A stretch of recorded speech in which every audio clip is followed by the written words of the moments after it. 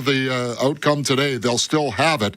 But, man, I'll tell you, it would be certainly a big lift for them if they could add a 9th victory for the visiting team this afternoon. Yeah, I think that's part of the focus here is not only to play better and get your own game back, but to understand the situation you're in. Like you can also, Kelly, as we all knew, St. Louis wasn't just going to go, okay, let's do the exact same thing as we did in 2 losses.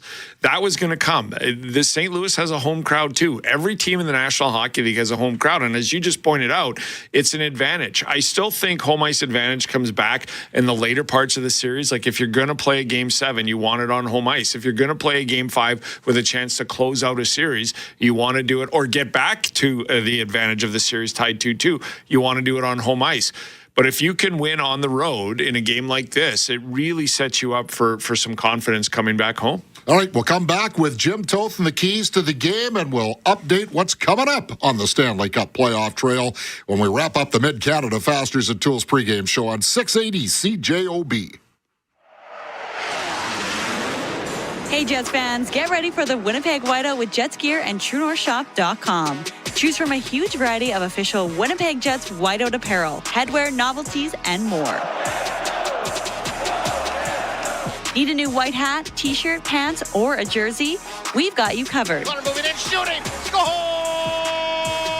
Shop online at TrueNorthShop.com or by visiting one of our Jets gear store locations.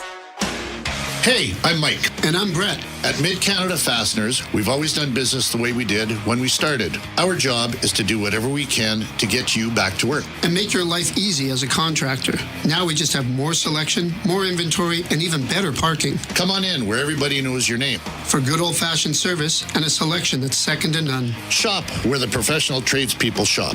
You're always welcome here at Mid-Canada Fasteners and Tools, 1557 King Edward Street. He shoots, he scores! Jacuzzi Manitoba wants you to win back your purchase in the Jacuzzi Win Your Wellness Contest. Until April 30th, purchase any new jacuzzi hot tub, swim spa, cold plunge tub, infrared sauna, or massage chair, and if the boys in white are league champs after all 4 rounds of the playoffs, you will win back the purchase price of your wellness product. Contest limited to the first 50 Jacuzzi Wellness products purchased in April. For full Jacuzzi Win Your Wellness Contest rules, visit Jacuzzi Manitoba in Winnipeg or Brandon. For fun and reliability you can count on, your one-stop battery source is Canadian-owned Prairie Battery. Prairie Battery is family-owned and operated, providing reliable and trusted battery power. When you want true power, come see Prairie Battery and the Prairie Battery team, or visit us at prairiebattery.ca. When you need batteries for industrial, commercial, auto, recreational, marine, RVs, and more, it can only be prairiebattery.ca. Brought to you by Play Now, the official sports betting partner of the Winnipeg Jets. Sticks? Check. Tape? Yep. And don't forget the Gatorade. The official Winnipeg Jets pregame show on 680 CJOB. It got out of hand there in the third period. I mean, things happen, whatever. Don't really like the way it all came down. But at the end of the day, there was some frustration on our part. But these are 2 teams that this is no different. This is a Central Division matchup that happens during the season. You know, there's just like that happens over the course of a year, and then you get in these series like this. It's been this is what we've expected. We weren't expecting to be a wide open, nobody touch anybody, end-to-end rush type games, and they're physical. You got to be able to give it and also be able to be ready for it as well, because like you mentioned, there's a lot of it happening. You don't mind the 2 days because you're going to be the energy level for both teams, but I'm just worried about my team is going to be sky high because you have a lot of time to recuperate and recover. That might be why we have the heaviest hits in all, by a lot, I think, in the series, right? You have a little more juice in the tank. I think we all knew we probably weren't going to win 16 in a row, and it wasn't going to be a breeze, so it's a good chance for us to kind of reset and playing a real good team here that's won, I think, 12 in a row, 13 in a row, whatever that win streak was, so it's obviously a great challenge and tough building to play in, but I think it's something that we can kind of embrace and we have a great opportunity in front of us. Yeah, St. Louis going into today's game, Morgan Barron, on a 13-game home winning streak. as we welcome you back to the Mid-Canada Fasteners and Tools pregame show. Shop with a professional tradespeople shop. Mid-Canada Fasteners and Tools at 1557 King Edward Street. Kelly Moore, along with Jim Toth, co-anchor of Jets at Noon, host of the Jim Toth Show and Off the Clock. Interesting comment by Jim Montgomery.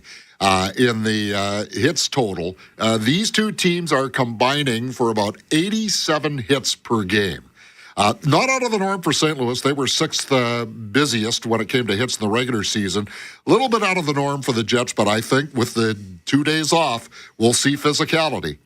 I do think so, too, especially with the 2 days off. That's a great point by you, Kelly. But I liked what he also added about Central Division, right? Like, if you go through the teams and over even Chicago, you're like, okay, Chicago's not that great, but what are you going to – well, they like to hit, right? It's arguably become the toughest division in the National Hockey League, not just depth-wise for teams, but in the physicality aspect of it. The West has always sort of kind of done this as well, and then you add in the fact that it's the Central. So I liked what he said there about the physicality of it for sure. And we haven't, we saw the rough stuff at the end of the blowout game on game 3, but we haven't seen a lot of the drop the gloves and let's go at it and sort of some fights. So I think it's interesting that, per the game day skate that Hayden Fleury might draw in because no Logan Stanley if he's bumped up and bruised and everything else. But I think it's about tough physical hockey. Like, we like to watch this as fans, right? We like to see who gets the better of it.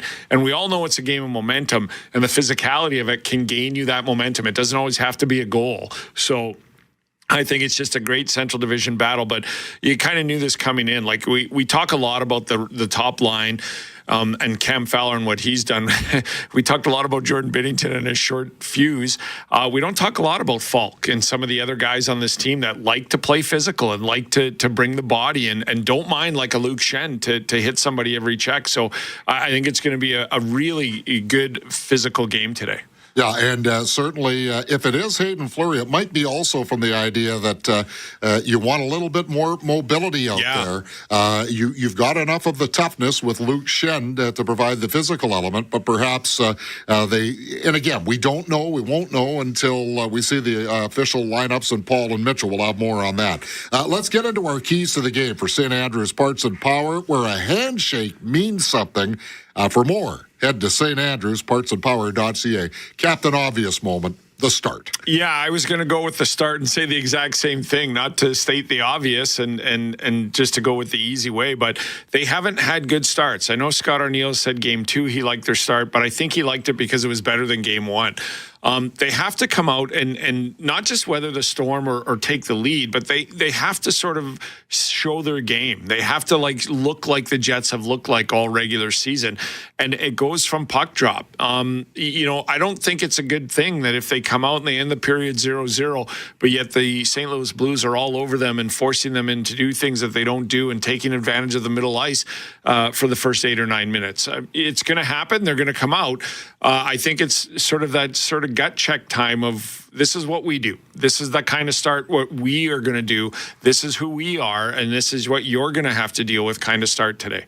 All right, this is the first of 4 games on night 9 of the Stanley Cup playoffs coming up between the Winnipeg Jets and the St. Louis Blues. At 2:30, Carolina at New Jersey. The Hurricanes leading 2-1 after the Devils were able to score in double overtime. Simon Nemec, who's had a couple of tough games against the Winnipeg Jets, the overtime hero for New Jersey, barely. Freddie Anderson almost got that puck that squeezed through between his body and his right arm. I know we're only halfway through and not even halfway through some of this first-round series, but Freddie Anderson has been the best goalie in the playoffs so far. So credit to him. It's been a series. I honestly thought if there could be a sweep, it might be this series. Happy to see New Jersey sort of push back a little bit, and we'll see what happens today. With Freddie, it's always, can he stay healthy? Yes, yeah. It's certainly been part of his legacy. Washington at Montreal, 5:30 tonight. The Capitals up 2 games. 2-1. The Habs win a highly emotional and a highly charged Game 3. Jim, that is one of the most fun games I have watched in the modern playoff era. Yeah, well, you got your characters too, right? You got your Tom Wilsons and Josh Anderson isn't going to back down. We all saw that highlight on the bench. But this is I really, Kelly, this is of the first round, David versus Goliath. And I think we all kind of, whether you like Montreal or not, and understand Ovechkin and the Caps have this little, you like the little guy pushing back, and they push back. And even in the first two games, this was a close series. It's much like the St. Louis Winnipeg, that even though one team was up 2-0, they've been very, very close games. Yeah, if Logan Thompson had not been all world in the third period of Game 2, the Habs could be up 2-1. But dressing Arbor Jacques, I thought, was a great decision by Marty St-Louis for Game 3, because Jacques made everybody in that Montreal lineup play just a little bigger, a little stronger, a little braver. So we'll see what happens in Game 4. Also, Logan Thompson did occupy the starter's net for the morning skate in Montreal. That did not look good when he came off the ice after his own man, Dylan Strome, plunged into him. Yeah, no, and that's what a lot of people were talking about yesterday. Even my son was saying, Logan Thompson going to play? And I'm like, I don't know. Like that's how important he is to that team, right? And the kind of season he's had. So if he can go, I just think it makes for a better game. And, of course, the Los Angeles Kings in Edmonton to wrap up the night at 8:30 as the Oilers will try to get back to all square in that series. There have been a ton of goals scored. Cal Pickard doing in the first round what he did in the second round for Edmonton last year, spelling off Stu Skinner. Yeah, and I kind of thought that going into the regular season. I said, I get it, but I don't know how you don't start Pickard with the season he's had in the wake. Stuart Skinner was limping in. So they went with him. He'll obviously, in my opinion, get the start again tonight. And really, I credit Stuart Skinner. It hasn't been an easy career, let alone season and playoff form, but right out there congratulating his teammate when they did get the win and being a good teammate. But to me, this is all about if you can contain the big guns. I think this is a Kings team that can really close it down, but they've had some 4-0 leads and blowing those. And again, I really question the review of the goal that made it 3-3. When you're on the road and up 2-0, I just take the goal and try to get a win. But it didn't take long. It just seconds for that power play to click for the Oilers. So I think the Kings will be a little bit better today, and I think it sets up for a good test for the Oilers as well. Well, one thing LA will be mindful of course, the longer the series goes, Edmonton have had some players out for a long time that are going to improve their game steadily. That is our Mid-Canada Fasteners and Tools pregame show. We certainly say thank you for joining us. You have lots of options out there. We are so happy that you choose us to get you ready for game number 4 between the Winnipeg Jets and the St. Louis Blues. You're McElwraith standing by with your before puck drop news. Then we'll send it to St. Louis for Game 4 on 680 CJOB. You have been listening to the official Winnipeg Jets pregame show. Getting ready for puck drop with Paul Edmonds and Mitchell Clinton. Coming right up on 680 CJOB. If you got pain in your... Do you go to just anybody? Or do you want to take your... to the best? Yeah, you go with the top guy, like Dr. Jay Buenafé. He is one of the top-rated doctors on RateMD. Approximately 1 in 10 men suffer from a condition called Peyronie's disease. It can cause pain and discomfort. Learn how Dr. Jay Buenafé can help. Book your confidential visit at buenafeclinic.com. Tired of the mortgage rate waiting game? With Cambrian Credit Union's exclusive Best of Both Worlds mortgage, you can unweight mortgage rates. Get Cambrian's lowest fixed rate right now for a 2-year term. And choose to reset by locking into a longer term if things change. Penalty-free with no blended rates. Whether you're buying new, renewing, or even switching from another financial institution, you're in control. Apply in less than 15 minutes now at cambrian.mb.ca. Subject to credit approval, terms and conditions apply. When the game really counts, you want to watch it on the big screen with great food and cheering fans. That's why Tavern United and Garbanzo Sports Pubs are Winnipeg's favorite destinations for playoff hockey. Want to experience a game in person? Tavern United and Garbanzo Sports Pubs are giving away tickets to the next home game. game. Plus, enjoy great food and beverage specials. Tavern United and Garbanzo Sports Pubs. Manitoba owned, Manitoba grown, and Manitoba proud. Canada Inns thanks you for supporting local. Proudly a part of your community since 1975. Enjoy responsibly. News and information is more important now than ever. CJOB is working for you, getting the answers your family needs and bringing you into the conversation. 680 CJOB, Winnipeg's news, today's talk. Global News at Puck Drop, I'm Jura McElwraith. Liberal leader Mark Carney is pausing his election campaign and is headed to British Columbia to express his condolences to the victims of last night's Vancouver vehicle attack. Vancouver police say now 11 people have died after the attack at a Filipino community street festival. A 30-year-old man from Vancouver has since been arrested. Carney says he is being briefed by his public safety minister and national security advisor. He will be meeting with BC Premier David Eby and Vancouver Mayor Ken Sim later today. Taking a look locally, Manitoba's opposition party has a new leader. Obby Khan was chosen by party members last night over Wally Doddridge by a razor-thin margin. Khan says he wants to reach out to people in both camps and rebuild the party. Doddridge left without speaking to the crowd or to media, and a spokesperson says Doddridge accepts the results. The Tories are aiming to rebound after losing the 2023 provincial election to the New Democrats. Global News Time is 12 o'clock, and now over to your Winnipeg Jets game right here on 680 CJOB. All rights to this broadcast are reserved, and any rebroadcast, recording, retransmission, or other use of this broadcast without the express written consent of the Winnipeg Jets Hockey Club is expressly prohibited. Live from Enterprise Center in St. Louis, Missouri, this is Winnipeg Jets Hockey on 680 CJOB. Now here's the voice of your Winnipeg Jets, Paul Edmonds. Although the Winnipeg Jets still lead this best-of-7 first-round playoff series with the St. Louis Blues, there is some concern about who really controls the series at this point. After all, Game 3 didn't go very well for the Jets on Thursday night, and the Blues, who have been the more consistent team through the first 3 games, albeit still trailing the series, look like they're ready for a complete takeover. So with that being said, the Jets will focus on trying to quell the naysayers and the Blues today and bounce back as they have done with frequency this season. Otherwise, Winnipeg will head home, still holding home ice advantage, but certainly less momentum in the series and facing more questions than when they left Winnipeg on Wednesday. And Mitchell Clinton, the importance of this game today cannot be understated for the Jets. But given that they were the best team in the league this season and continually bounce back from losses, perhaps today they'll make a major statement in who really controls this series. That's right, Paul. There was no panic around the Winnipeg Jets at practice yesterday. In fact, it was very much a group that has all the confidence in the world in their ability to bounce back and be much better here in Game 4. The key lies in the start. Every time the Jets bounced back from a performance they didn't like in the regular season, they got to their game quickly the next time out. That will be huge in hostile territory, especially given how St. Louis started Game 3.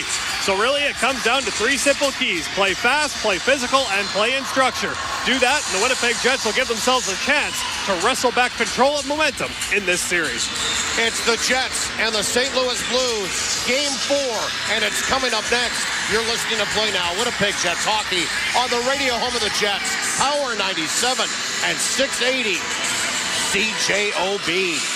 Whether it's Blue Bombers. Every day when you wake up, you have a duty to the club and everybody involved in the club. And every night when you go to bed, you are thinking about the people you have relationships with. Jets. Kyle Connor with his first of the playoffs, and Winnipeg has regained the lead with 1:36 remaining in this third period. Moose, Valor FC, Goldeye, Seabears, Westman Bisons, Junior Hockey, Curling, High School. We have the Winnipeg sports scene covered. Live and 25 after the hour on CJOB. Lowry moving in, shoot.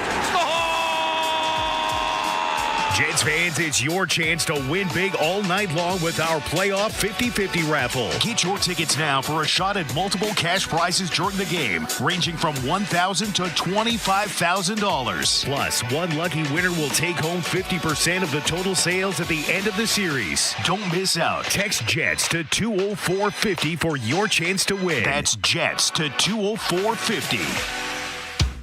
It's like being right on the glass. Winnipeg Jets Hockey on 680 CJOB. Well, if the Winnipeg Jets win here this afternoon, they go home leading 3-1 in the series. They can wrap it up on Wednesday night. If they lose today, by the way, this place is a madhouse.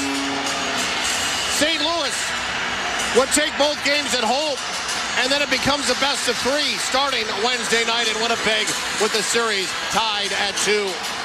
One of the areas that hasn't been discussed today, Winnipeg needs to be more disciplined. They have been 15 times short in this series.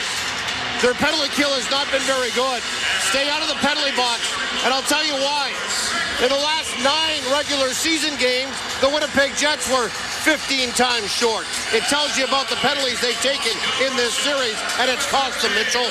Yeah, absolutely. And even when you look and eliminate, say, the end-of-game misconducts that both teams have kind of had over the course of this series, it is Winnipeg that's been struggling to keep it at 5-on-5. And when the game's been 5-on-5, save for, the start in Game 3, Winnipeg's likely had the better of the high danger chances, the better of the shot quality. And, more often than not, especially in the first 2 games, the shot attempts were also in Winnipeg's favor. So they've done really well at 5-on-5. It's just a matter of controlling that playoff emotion and not letting the St. Louis Blues get under your skin. And part of it is because St. Louis has been so incredibly physical that by the end of the game, you're annoyed. And that's part of the game that they want to play. But for Winnipeg, it's all about, like you said, keep it 5-on-5, stick to your game, and dole out a few more of those hits, meaning you're on the forecheck a little bit more than you're defending. Gabe Vilardi will not play today. I would expect he'll be ready to go for Game 5 on Wednesday in Winnipeg. But Hayden Fleury factors into the lineup today. And as Scott O'Neill said, there might have been a bump and bruise for somebody on that back end, and maybe it's Logan Stanley. Yeah, very well could be. Obviously blocked a shot earlier in the series as well. So that's one that stood out to me. So obviously, Hayden Fleury is a guy that can skate really well and will no doubt be excited to jump into the lineup for the Winnipeg Jets in this one. So eager to see his playoff debut today. Downstairs for the 2 anthems today started with O Canada and concluded with the Star Spangled Banner as Game 4 is just moments away in St. Louis. O Canada, our home and native land, true patriot love in all of us command. With growing hearts we see thee rise, the true north strong and free. From far and wide, O Canada, we stand on guard for thee. God keep our land glorious and free. Oh, Canada, we stand on guard for thee. Oh, Canada, we stand on guard for thee.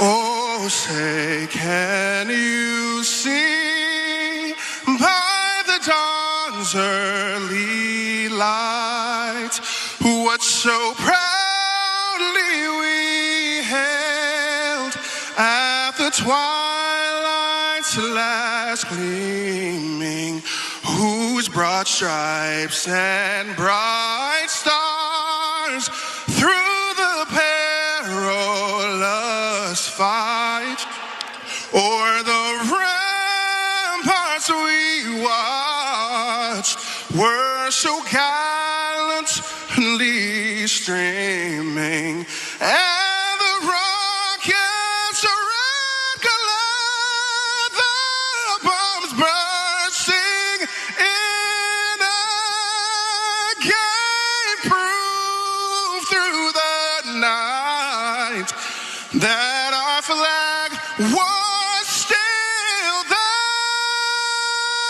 Oh, say does that star spangled banner yet wave o'er the land of the free and the home of the brave. Our referees for today's game are Kendrick Nicholson and Francois St. Laurent. On the line, C.J. Murray and Kyle Murchison. Let's have a look at the starting lineups, and they're brought to you by Windeck. Do it once, do it right. Visit windeck.ca to do that. Of course, as always, here's Mitchell Clinton. Thank you, Paul. It's Jordan Bennington, of course, for the St. Louis Blues. Stopped 17 of 19 in game number 3. Cam Fowler and Colton Parayko on the blue line, and up front, Alexei Korobchenko, Radek Faksa, and Nathan Walker. For the Winnipeg Jets, it's Connor Hellebuck. Stopped 19 of 25 in game 3. On the blue line, it's Josh Morrissey and Dylan DeMello, and up front, Kyle Connor, Mark Scheifele, and Alex Iafallo. First period opening face-off is brought to you by Cambrian Credit Union. Looking for a mortgage? Get peace of mind and flexibility with the new Best of Both Worlds mortgage. Visit Cambrian.mb.ca. Jets are flying from our broadcast right to left. Teams will come to center ice to get it started. And the puck is dropped, and it's showtime from St. Louis, Missouri. Glad to have you along on the radio home of the Winnipeg Jets, Power 97 and 680 CJOB. How do you folks tuning in on satellite radio and on the NHL app across North America and worldwide? And Nathan Walker slammed a puck in the slot right off the pad of Connor Hellebuck, right off the hop here again as St. Louis came marching down. Did the Blues inside the Winnipeg end, and Hellebuck makes a fine save. Parayko at center ice, onto the far side again for Walker. Shuttled down inside that Winnipeg end. Rolled around to the far side for Neil Pionk. Pulled off the wall. Played it out towards center ice. Appleton into the middle for Morgan Barron. Slides inside the zone. He tried to flip it back to Appleton. That was broken up. Falk, who leads the team in minutes played so far for St. Louis. Skedaddles with the puck to the far side for Bloberg. He got it back inside the Winnipeg end for Texie. Back out in front and a backhand toward Hellebuck is stopped in the crest there by Broberg, who as the defenseman led the attack inside the Winnipeg end and then got a return pass going toward the net to the side of the slot. And Connor Hellebuck with 2 fine saves to start. Just 56 seconds into this baby this afternoon. Yeah, if you're Connor Hellebuck, you really like the start to this one. Really nice stop there on the backhand. Coming out in front, no rebound to be had, keeping things nice and calm in front of his crease. And the other thing that I've kind of got an eye on here for Winnipeg is with Barron on that Lowry line, it looks like they've got the Thomas matchup so far, and that's maybe what Scott O'Neill's looking at right now.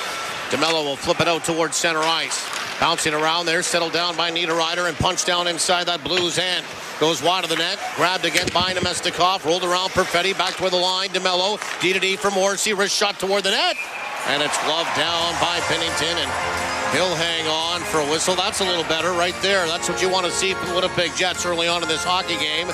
They got the puck on the dump away from Bennington, and then they got the puck first touch inside that St. Louis end. Yeah, and I think that's something that, Scott O'Neill kind of alluded to how much Winnipeg was defending in Game 3. So by the time you get that puck out, get to the neutral zone over that red line and dump it in, you're just dumping and changing. And so it's hard to get a forecheck established, and Bennington's able to play the puck. Morrissey, another shot from the point on a face-off win. Gloved down by Bennington. Then he tried to deposit the puck over to the far side. They blew the whistle already. We'll get a stoppage of play and have another face-off inside that St. Louis end of things. 18:43 remaining in the opening period. No score. Nemestikov will take the draw to the right of Bennington for Winnipeg against Robert Thomas. Scrambled face-off and into where the corner goes. Parayko will lob it out towards center ice onto the stick of Neighbors, who's had 20 checks, 20 hits in this series to lead all comers here. The next closest is 15 for the Winnipeg Jets, and Luke Schant sent out towards center ice. Winnipeg with a penalty coming up. Set back inside that Winnipeg end. Touched by the Jets on the far side, and we're going to get a tripping call against Winnipeg that happened in front of their own bench. Yeah, just going to finish a check. Okay, calling number 7, 2 minutes for tripping. And the Blues were able to kind of get out of the way, and Vlad Nemestikov kind of following through. His feet kind of just clanked together with the Blues player trying to go down the wall, and takes him down. So that's drawing the first penalty of the game. So, and you just kind of get a feel, right? Like lots of time left in the game here, but that's this is a big hill early for Winnipeg momentum-wise. Face off to the left of Connor Hellebuck. Nemesnikov for tripping at 138. Winnipeg will win the draw. Back in behind his own net, Luke Shen. Hard around the board, stopped to the far side. Played to the near side for Thomas. Scoots down along the board, shoots, that goes wide. Kept it on the far side there. Again by St. Louis, and it rolled around to the far side. Another blue got tripped up. That was Bolduc on the far side that kept it in. He goes down, no call. Fight for the puck, squirts back toward the line. Fowler controls, back toward the point. Fowler now in toward the corner. The Blues still have possession. Played around the boards on the far side. Bolduc in toward the slot for Buchnevich. He put it back down low, and a shot from a bad angle whistles wide and careens back out towards center ice. Here's Fowler across the line. Fowler back toward the line now. Snuggerud to the far side. Quick shot. Stopped by Hellebuck, and he'll hang on for a whistle. That came off the stick from one knee of Robert Thomas. So another good chance for the Blues, and another fine save for Winnipeg and their goaltender Connor Hellebuck. And despite the fact that Winnipeg didn't get that puck down the ice, they were able to get a change in. That was pretty important for the penalty killers. Now that being said, Adam Lowry was out there for the first shift, maybe got on the bench for 15 seconds. He's right back out there for a face-off here. Thomas against Lowry to the right of Hellebuck. Lowry wins it cleanly, sprays in toward the corner of the near side, scampering after it there, Tanev. He'll find it and dump it all the way down the ice. 17.5 remaining in the opening period, no score. Blues are on the power play still for 1 minute exactly. Thomas up the middle of the ice to the near side. Kyrou bucks inside the Winnipeg end. Curls back in by the net, try the wraparound. Stopped by Hellebuck. It goes right to Connor. He slams it off the boards and sends it drifting all the way down inside that St. Louis end. Brandon Tanev won a race to the puck early in that shift, and then Kyle Connor. That's a whole bunch of speed on the PK for the Winnipeg Jets with that PK duo. Sundqvist will redirect it down inside the Winnipeg end. After it quickly goes Iafallo, spins it around the board, stopped by Kyrou back into where the corner. Braden Shen couldn't handle that. It's grabbed now by Luke Shen. He moved it up along the wing. Iafallo will back hit it all the way down the ice. 25 seconds to go in the power play for St. Louis. They'll wind it up again out of their own zone. Falk will drop it now at center ice for Shen. To the near side, Kyrou, and across the line on the far side. One of the Blues in ahead of the play. Looked like Jake Neighbors will get a stoppage of play and a neutralized face-off. Winnipeg Jets hockey brought to you in part by Winnipeg Clinic, Wallace & Wallace Fencing, and the Dairy Farmers of Manitoba. And Adam Lowry kind of touched on it yesterday after practice about the importance of just getting clears when you have the opportunity. He felt there a couple of times, especially in Game 3, where Winnipeg had opportunities to get the puck out on the PK and weren't able to do it, and it kind of allowed St. Louis to keep right on churning. So far, so good on the PK for Winnipeg. Winnipeg won the neutralized face-off back inside their own zone, wrapped out towards center ice by DeMello. Now leading the attack, Parayko at center ice. He fires it inside the Winnipeg end.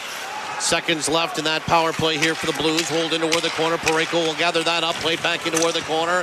Winnipeg slipped and fell. Now Nemesnikov is out of the penalty box. The Jets are back to full strength. The Blues are 0 for 1. Back to where the line on the far side. Held by Leddy. Leddy shoots it. Went off a skate and just went wide. Bounced into where the corner. Gathered up again here by Neighbors. Neighbors back into where the corner. Kyrou moving out in front. And he took a pass. And he put it toward the net on a shot. Maybe grazed off the stick or the right side of the right pad of Hellebuck and wide. Winnipeg will shepherd the puck all the way down inside that Blues end. Quick up again to the near side. Walker sends it down inside that Winnipeg end. Toropchenko goes after it against Luke Shen. Shen came away with the puck. Rolls it around to the near side now for Fleury. Fleury up along the wing for Scheifele. Scheifele back into toward the middle. Nobody home. Gathered up again by the Blues. They counter now. Walker across the line. Shoots. Ricocheted off a skate again. Bounced into toward the corner. Scheifele goes after to the near side. After again is Fleury. Back toward the line. Falk on the far side. Moving in. Broberg shooting. Stopped by Hellebuck. Rebound into where the corner. Fighting for some space. Iafallo freed it up now for Scheifele. Into where the middle for Connor. With some speed to the near side for Fleury. He'll tap it inside the Blues end. And then exit stage right for a line change. Binnington will handle that. flops it around, stopped by Sandberg, shoots, blocked, and it bounced off the body there, or maybe the stick of Walker out towards center ice. Walker to the bench for a new twig. Here comes Winnipeg across the line. Drop for Perfetti. Back toward the line for Sandberg. D-to-D on the far side for Pionk. His shot through the slot, bouncing around, and shepherded into where the corner by Broberg. Up along the boards for Bolduc. Out towards center ice off a skate. Gathered up by Winnipeg again. Kyle Connor didn't like the read. Put it back inside his own zone for Sandberg. D-to-D for Pionk to the near side. Nemesnikov sways at center ice, crossed over the line, shoots, and it's gloved down by Bennington, and he'll hang on for a whistle. 14:32 remaining in this first period. No score.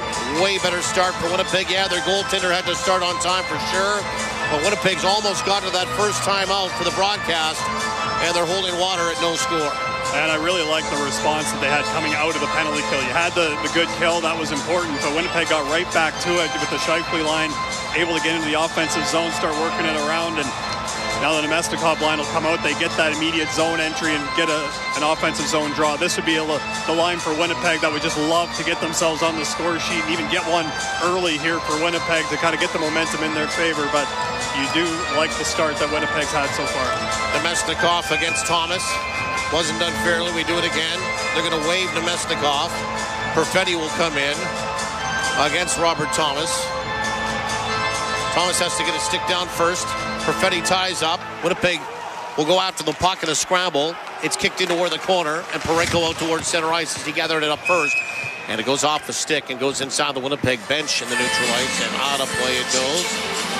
Neutral ice face-off, 14:24 remaining in the first period, no score. Kind of a tough one there for Winnipeg because that Cole Perfetti ties up very well on that face-off, and Nino Niederreiter goes in to get that puck, and it just kind of ends up in the skates of the linesman who's trying to get out of there at the same time, and Winnipeg not really able to get on that puck. Otherwise, I think Nino Niederreiter would have got there first.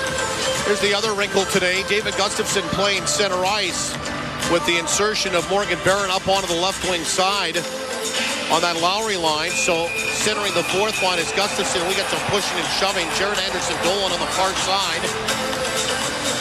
And Alex Texier. Game within the game is the fourth line. Combatants going on here, and now Gustafsson is waved, so Anderson-Dolan will take the draw against Bolduc. And Winnipeg will win it. Tanev darts back inside his own zone. Push the puck there for Morrissey. Far side, DeMello up along the boards. Off the stick there of Gustafsson. It bounces down inside that Blues end. Tapped around to the near side by Tanev after it. Anderson-Dolan up for Gustafsson shooting. And it's stopped awkwardly by Bennington. It goes back into where the corner. Fourth line doing their thing again for Winnipeg. Jammed up along the boards, but it falls out towards center ice. Morrissey had too many Blues in on him, including Sundqvist. And it's sent back inside that Blues end. Winnipeg on the hard forecheck here. Puck sent back out towards center ice. Slapped by Texier at the red line inside the Winnipeg end. Jets will make some changes and fall back inside their own zone to collect it. 13:40 remaining in the opening period, no score. And you're ready to home of the Winnipeg Jets, Power 97 at 680 CJOB. Sent back inside that Blues end. Appleton will crunch Broberg in along the boards. Grabbed there by Barron. Barron swings into where the quarterback for the line. And a shot on a one-timer by Pionk. He put that wide. Kept it on the near side there by Sandberg. Into where the slot for Lowry. Bouncing puck, couldn't handle that. And then trying to follow up to keep it in, and he couldn't, was Morgan Barron. Winnipeg checks up. Here comes Pionk across the line. Whipped it toward the net. That one wide. Goes off a scuttled stick. Sent back out towards center ice, and Neighbors will shoot it inside the Winnipeg end. And Barron finished his check-in on him. Stopped by Hellebuck back in behind his own net. Neil Pionk charging up the middle of the ice. He'll float it down inside that Blues end. Rolled around to the near side. Grabbed there by Kyle Connor. Darts out of the corner. Back into where the net. And it went off the chest protector there of Bennington. Grabbed again here and lumbering out towards center ice is Parayko. He will try to shepherd the puck inside the zone, and did, but it's going to be offside on a little stutter move against the Blues. 12:44 remaining in the opening period, awaiting the game's first goal. Timeout on the ice. Will do the same on your radio this afternoon. You're listening to Play Now, Winnipeg Jets playoff hockey. Game number 4 on the radio home of the Jets. Power 97 and 680 CJOB. When you bet with Play Now Sports, goals become... Every game will feel like the big game. Bet local with Play Now Sports, the official betting partner of the Winnipeg Jets. 18 plus, enjoy responsibly. Grab your jersey. Grab your generic lager. Impressively standard beer for impressively intense moments. Brewed in Winnipeg by Little Brown Jug. Generic. The most domestic choice. Boston Pizza.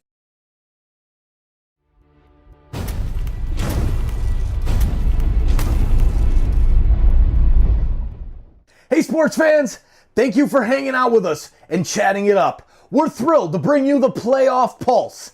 Catch every single NHL and NBA playoff game right here while supporting an incredible cause, SickKids Hospital. Together, we can make a difference with every single view. Holy Mackinac! Joe Bowen here, the voice of your Toronto Maple Leafs. Every moment you watch on Toronto Sports Insider helps SickKids Hospital. 100% of Leafs playoff stream revenue goes straight to their life-saving care, helping kids in our community and beyond. This is what Playoff Pulse is all about, bringing playoff excitement and making a lasting impact for those who need it most. So let's rally together and show sick kids we're in their corner. Hey everyone, Easton Cowan here. Let's amplify our impact. Every like, share, and subscribe boost our donations to Sick Kids. Watch the games, get hyped, and spread the word to grow our Playoff Pulse community. Join us now. Need a new jersey for the whiteout? Well, we've got you covered there too. TrueNorthShop.com. Neutralize face-off, no score in the hockey game. Winnipeg will win it. 12:40 remaining in the opening period. Scurrying down the left wing board. Shifley taken off stride there by Thomas. Gathered up by the Blues, and Fowler didn't like the read. Curled back inside his own zone.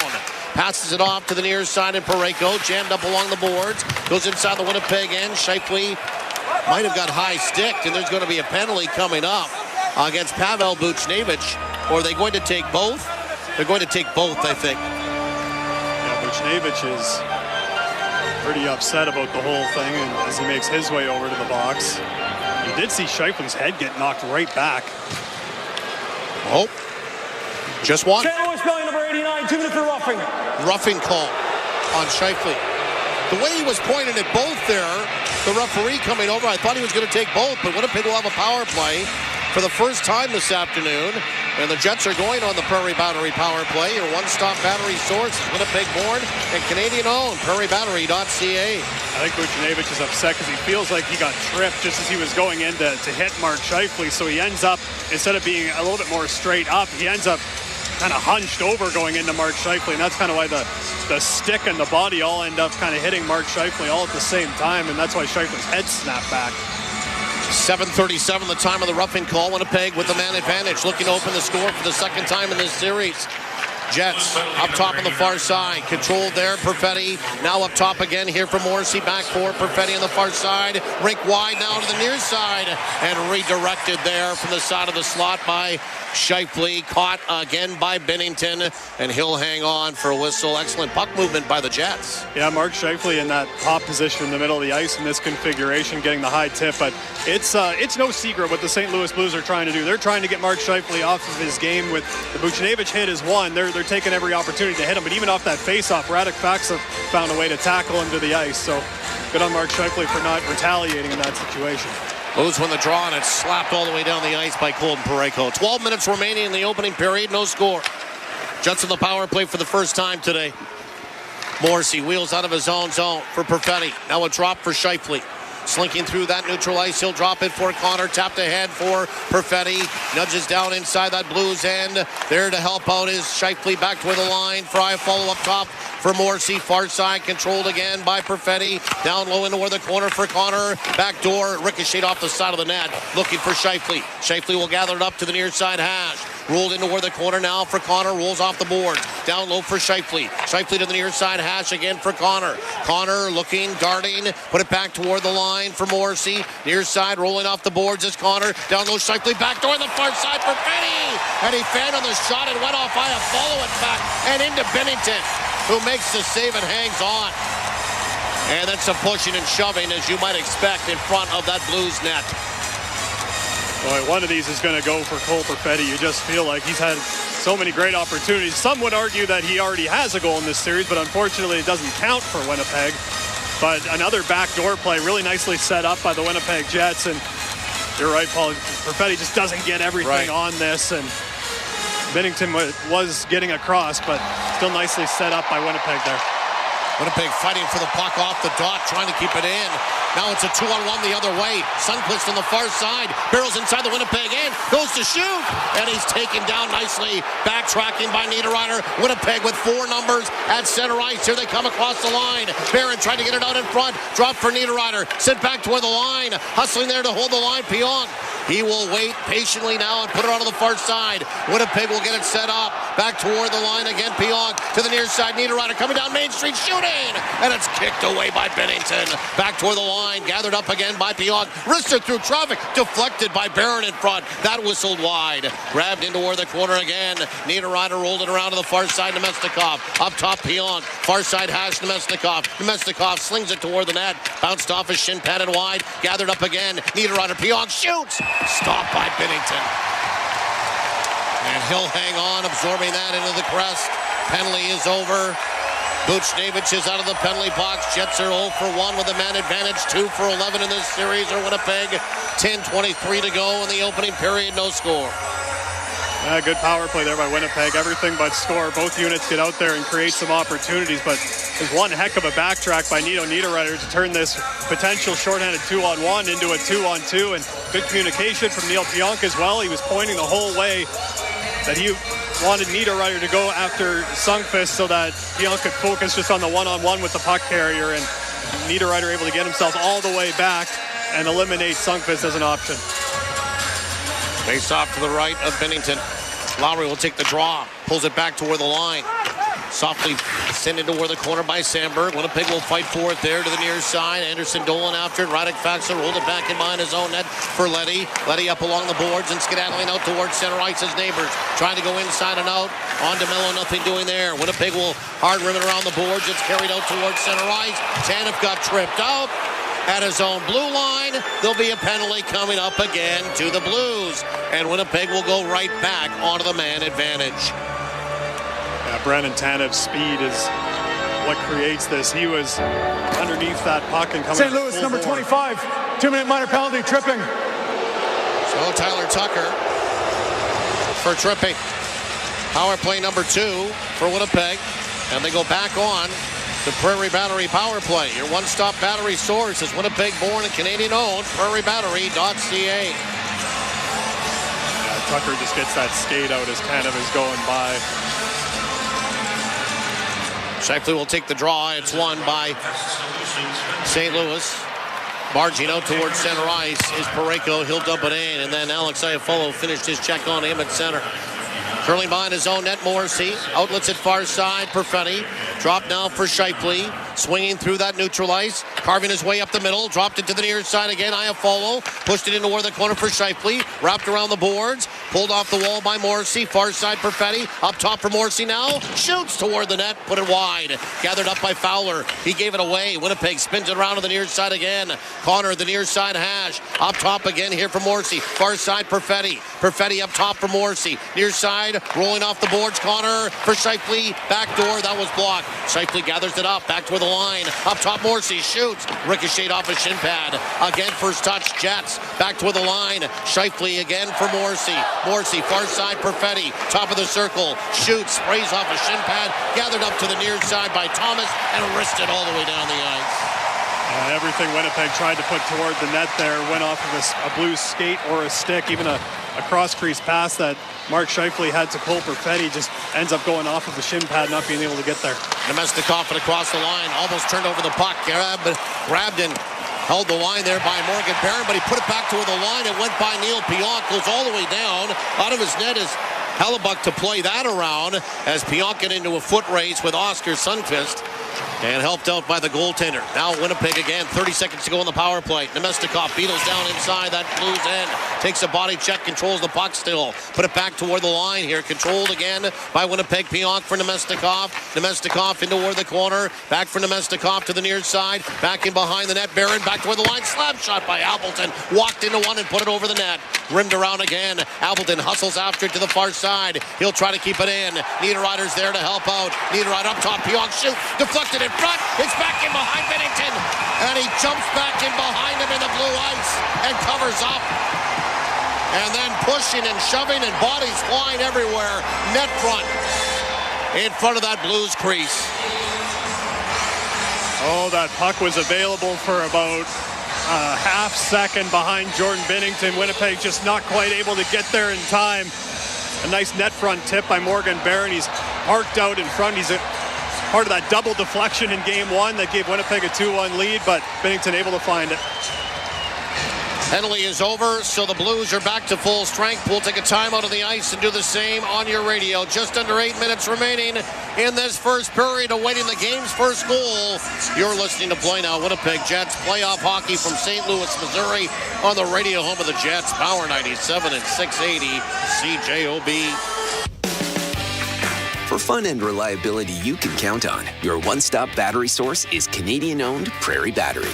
Prairie Battery is family-owned and operated, providing reliable and trusted battery power. When you want true power, come see Prairie Battery and the Prairie Battery team, or visit us at prairiebattery.ca. When you need batteries for industrial, commercial, auto, recreational, marine RVs, and more, it can only be prairiebattery.ca. How has Ag Direct Hail become one of the largest? There's nothing quite like the playoffs. And there's no better way to enjoy the games in the comfort of your own home. Top shelf, baby! JS Furniture wants you to break away with these amazing deals. Save up to 40% off 4-model recliners and select reclining sofas, so you can watch every hit, shot, and celly. JS Furniture, serving you for over 50 years. 1725 Ellis Avenue in Winnipeg, and now open in their new location in Portage-la-Prairie. Visit furnitureandmore.ca. Hey, this is Morgan Barron, and you're listening to Winnipeg Jets Hockey with Paul Edmonds and Mitchell Clinton on 680 CJOB. Winnipeg Jets Hockey is brought to you in part by South Beach Casino, Boston Pizza, and Chamber Insurance. Face off to the right of Binnington. No score. Winnipeg wins it. Up top on the far side. Shen now for Morrissey. He'll put it through some traffic. Ricocheted off a couple of bodies and goes into toward the corner. Winnipeg darts back after it again. Morrissey gave it up at the line and into toward the middle. Walker now for Letty. Letty swings inside that Winnipeg end. Tapped it into toward the corner. Toropchenko takes a pounding there from Tanev. Rimmed it around to the near side. Held on the near side here by Tucker Noe. Over skated the puck, tried to backhand it and missed it. And Winnipeg got it out towards center ice. Here come the Blues again to the near side. Toropchenko spins off a check of Luke Shen. Got it back in behind the net. Fleury with it to the near side for Shen. Toropchenko finished his check on Fleury on the far side. Fleury came away with a puck. Fleury flipped it out towards center ice, and it bounced toward that Blues line. Settled down by Fowler. Onto the far side, Kyrou. Here come the Blues again across the line. Braden Shen will send it down into where the corner to the near side. After it, Kyrou. Stick lifted nicely by Kyle Connor into where the middle and trucking through that neutral ice as Iafallo. He'll dump it off the boards and send it down inside that Blues end. Fowler goes after double team there by Winnipeg. Poke back in behind the net. Braden Shen after it against Iafallo. They're battling there. There again is a third Winnipeg Jet. It's Shifley back toward the line. DeMello shoots. Bounced off a body in front. It came back to DeMello. Settled it down. Put it back into where the corner. Shifley rolls off a check. Shifley waiting for some help. There's Kyle Connor now for Shifley again against Fowler. Fowler waits for some help. It's off a skate there. Shen can't get it out. Kept in by Winnipeg. Back toward the line. DeMello shooting. And it bounced off of Shifley in front. Gathered up again. Iafallo back toward the line. DeMello will shoot it around back in behind the net. Excellent shift for Winnipeg. Back out in front for Connor. And he couldn't get a stick on it. Neighbors now can't get it out. Kept in. Winnipeg changing on the fly. Shifley in the neutral ice, or Shifley in the slot area. Got it back for the line. Sandberg shoots off a stick and wide rebound. It's chopped away the net. A backhand. They score. Kyle Connor with his third of the series, and Winnipeg for the second time in the series will open up the scoring. It's 1-0 for the Jets with 6:02 remaining in this first period. What a shift by that top line and top D pairing for the Jets. Absolutely, and one of the things that stood out about Winnipeg in this first period is their forecheck, whether it's first on a puck as F1 or forcing a turnover like Winnipeg does on this shift. And after Winnipeg starts churning around in that offensive zone, you get the Blues a little bit tired of defending. They turn the puck over a couple of times, and Cole Perfetti, I believe, initially hits the post on one of the putback attempts. And then good on Kyle Connor making himself available and just kind of sending a backhand toward the net. Ends up over the line, and Winnipeg, a well-deserved 1-0 lead. So the Jets open up the scoring. Connor, his third at 13:58. And the time of the goal for JS Furniture. Visit us online at furnitureandmore.ca. Here come the Blues across the line. They dump it inside the Winnipeg end. Sandberg rolled it around to the far side for his deep partner in Pionk. Chipped out towards center ice. Tucker had some problems with it in front of his own net. Ran into his own player. Backheads it off the boards. And Sundqvist is there to fall back and help out. Back toward the puck and get it towards center ice. Winnipeg will drive it right back in. Exit stage right for the Jets. 5:25 remaining in the opening period. 1-0 Winnipeg. Out towards center ice. Blues will turn it over. Perfetti spins away from a check. Dropped it inside his own zone. Morrissey up along the boards to the near side for Niederreiter. He rolled off a check as well. Got it in deep. After there goes Nemestikov. Played back in behind the net. Skedaddling there with it is Perfetti back toward the line for Morrissey. Far side to Mello. Wristed toward the net. Hit a body in front. First touch again to Nemestikov. Played back in behind the net for Niederreiter. Niederreiter to the side of the goal. Spins it around back toward the line. DeMello up top for Morrissey. Morrissey pressured there. Put it back into where the corner. Winnipeg rolling around. Snuggerud after it. He heard some footsteps. Trying to get it up along the boards and did. Buchnevich will try to get it out. And a good active stick by DeMello to keep it in for a couple seconds longer before it's dispatched out towards center ice by the Blues. They'll make some changes. Winnipeg racing through that neutral ice, and David Gustafsson across the line, lost the puck. Back the other way in transition. Nathan Walker, he got stood up nicely at the line by Hayden Fleury. Good shoulder to chest body check. Back toward the line, held there by Parayko. Put it back in behind the Winnipeg net. Scraped off the boards there by Walker. Taken off the puck by Tanev. 4:15 remaining in this opening period. 1-0 Winnipeg. Big scrum into where the corner of the left wing side here on the near side of the Jets end. Trying to move the puck. Tanev is there. Two Blues are there. Couple of Jets now. A member from each team to make it three aside, including Luke Shen up along the boards. Winnipeg will try to get it out. They can't. Came back into where the corner. They fight again in the same spot. It's like World War I here. Back toward the line. Trench warfare. And a slap shot came off the stick of Parayko. That went wide. Back toward the line. Fowler shoot. That's blocked in front. Faxa chipped it back toward the line. Fowler will gather it up. Fowler to the near side. Parayko gloved that down and tapped it into where the corner. It's all he could do. Rolled back in behind the net. Now it's the Blues' turn to churn. Shen will throw it up along the board. Stopped again by Fowler. Fowler got a return pass. High slot. Fowler didn't shoot. Fowler still with the puck. Passed it through that slot area off the stick of Shen. Far side of Gustafsson, and he will dispatch it out towards center ice again with a backhand. Here comes the reload. Skipping inside the Winnipeg end. Thomas rolled it around to the far side. Stopped by Winnipeg. Snuggerud goes after it. He will take it off the stick of Iafallo. Rolled back in behind the net.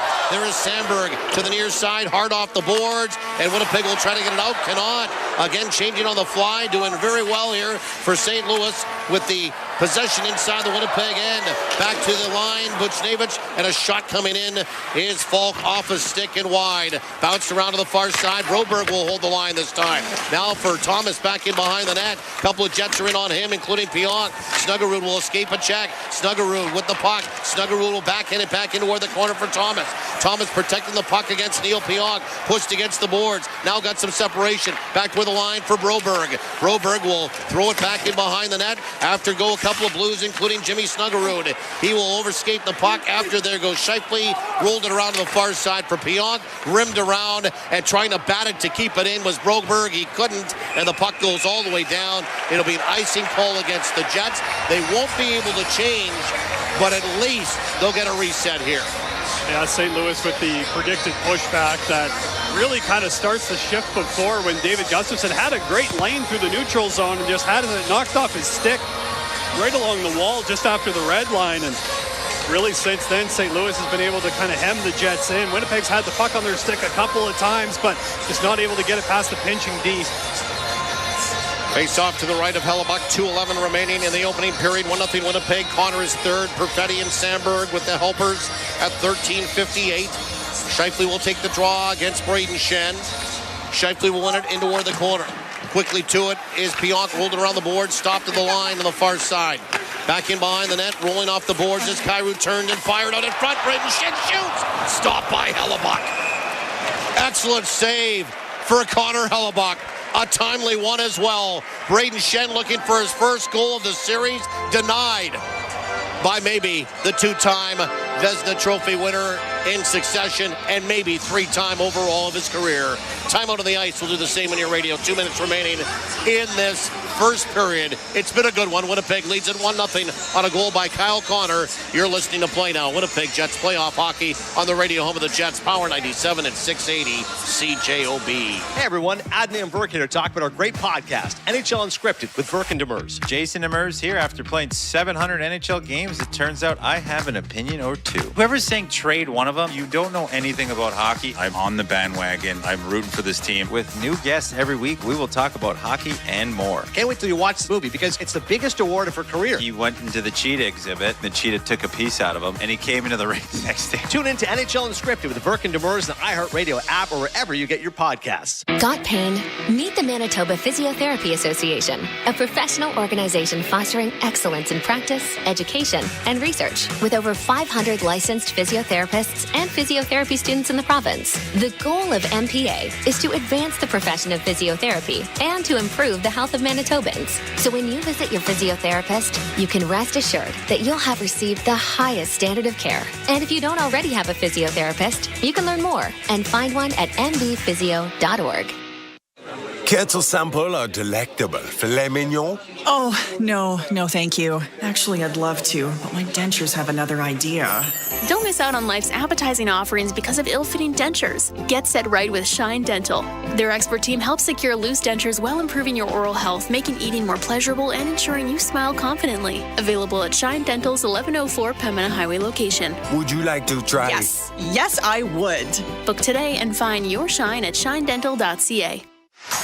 This is Winnipeg Jets hockey on 680 CJOB. Jet fans, today's feature item of the game is official WPG Whiteout 2025 Stanley Cup apparel. Choose from a variety of men's, women's, and kids styles available at any of our Jets gear locations and online at TrueNorthShop.com. That's official Jets WPG Whiteout apparel. Jets gear, the official team store of the Winnipeg Jets. Winnipeg fluently out of their own zone. Snapped in by Appleton from center. Rolled around to the near side. Barging in there to hold the line. Morrissey, his shot just goes wide. Picked up by Buchnevich. He will scoot through that neutral ice. Drop the puck at the Jets line. Carried by Winnipeg and backhanded back inside that Blues end by Morgan Barron. Quick up and again. Snuggerud across the line. One-on-one. His shot sprayed off the stick there of DeMello. Rolled around to the near side, stays inside the zone. Falk with it. He'll paddle it in toward the corner. Trying to roll off the boards. Faxa back for Falk. He couldn't handle it cleanly, and it bounced off his stick. And out towards center ice it goes. Broberg swaying back inside the zone. Winnipeg wants a change. 1:10 remaining in the opening period. 1-0 for Winnipeg. Connor from Perfetti and Sandberg. 13:58 is your goal scored. How about Adam Lowry so far after that defensive zone faceoff win? 7 for 7 in the dot in this period. Well, we talked about Winnipeg having to be better in the faceoff circle. They certainly have. It's been a marked improvement, in fact. 50 seconds to go. 5-0 in the period. Back in behind his own net. Parayko, far side. Now for Fowler. Fowler rushes it up the ice to the near side for Neighbors. Neighbors will backhand it down inside the zone. Fowler goes after it, sweeps it with one hand into where the corner. Shifley goes after it. Shifley protects the puck. In there is Sundqvist. He's buried down to the ice by Luke Shen. It came back toward the line, held there by Parayko. Near side for Fowler. Fowler tried to pass one off a skate, came back to Parayko. Shot, they score.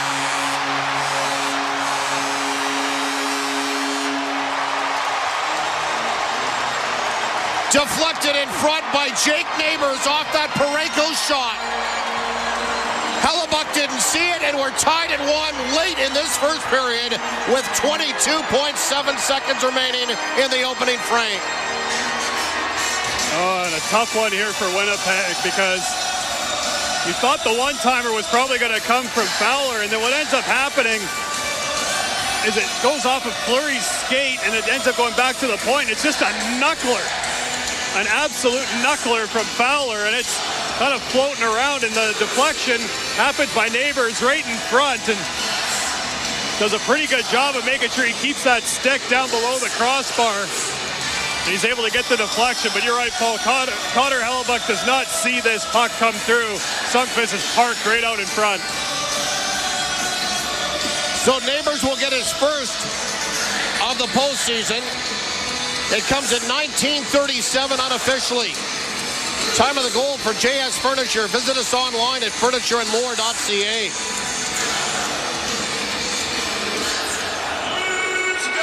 So the Blues, for the second time in this series, score late in the first period. Winnipeg Darges inside that zone again. Shifley trying to get it out in front. Broken up by Parayko out towards center ice for Toropchenko. Toropchenko for Parayko across the line. Parayko down into the corner. And we're going to get an offside call against St. Louis with 5 seconds remaining in the first period, tied at 1. And I don't think Parayko or Josh Morrissey heard the whistle. They were both kind of still engaged in a little bit of a one-on-one as it was coming behind the net. One of the officials was kind of waving at both of them like, guys, the whistle went, but can't blame them. I could barely hear it. Neighbors from Parayko and Fowler unofficially. 4.7 seconds remaining in the first period. Neutral ice faceoff. We're tied at 1. And the Blues will win it. Parayko at center ice, and he'll swing back toward his own line, and that'll do it for 20 in the Show Me State this afternoon. A bitter way to end the first period if you're the Winnipeg Jets, especially given the fact it was a kind of a knuckler and a deflection that beat a screen Connor Hellebuck. But otherwise, I mean, Winnipeg was tremendous in that period. I thought the shots were heavily in favor of Winnipeg. They spent a lot of time in that offensive zone, and really until the end of the period there, St. Louis didn't have much of a response at all. So outside of the goal against, Winnipeg will like a lot of things that they did in that period.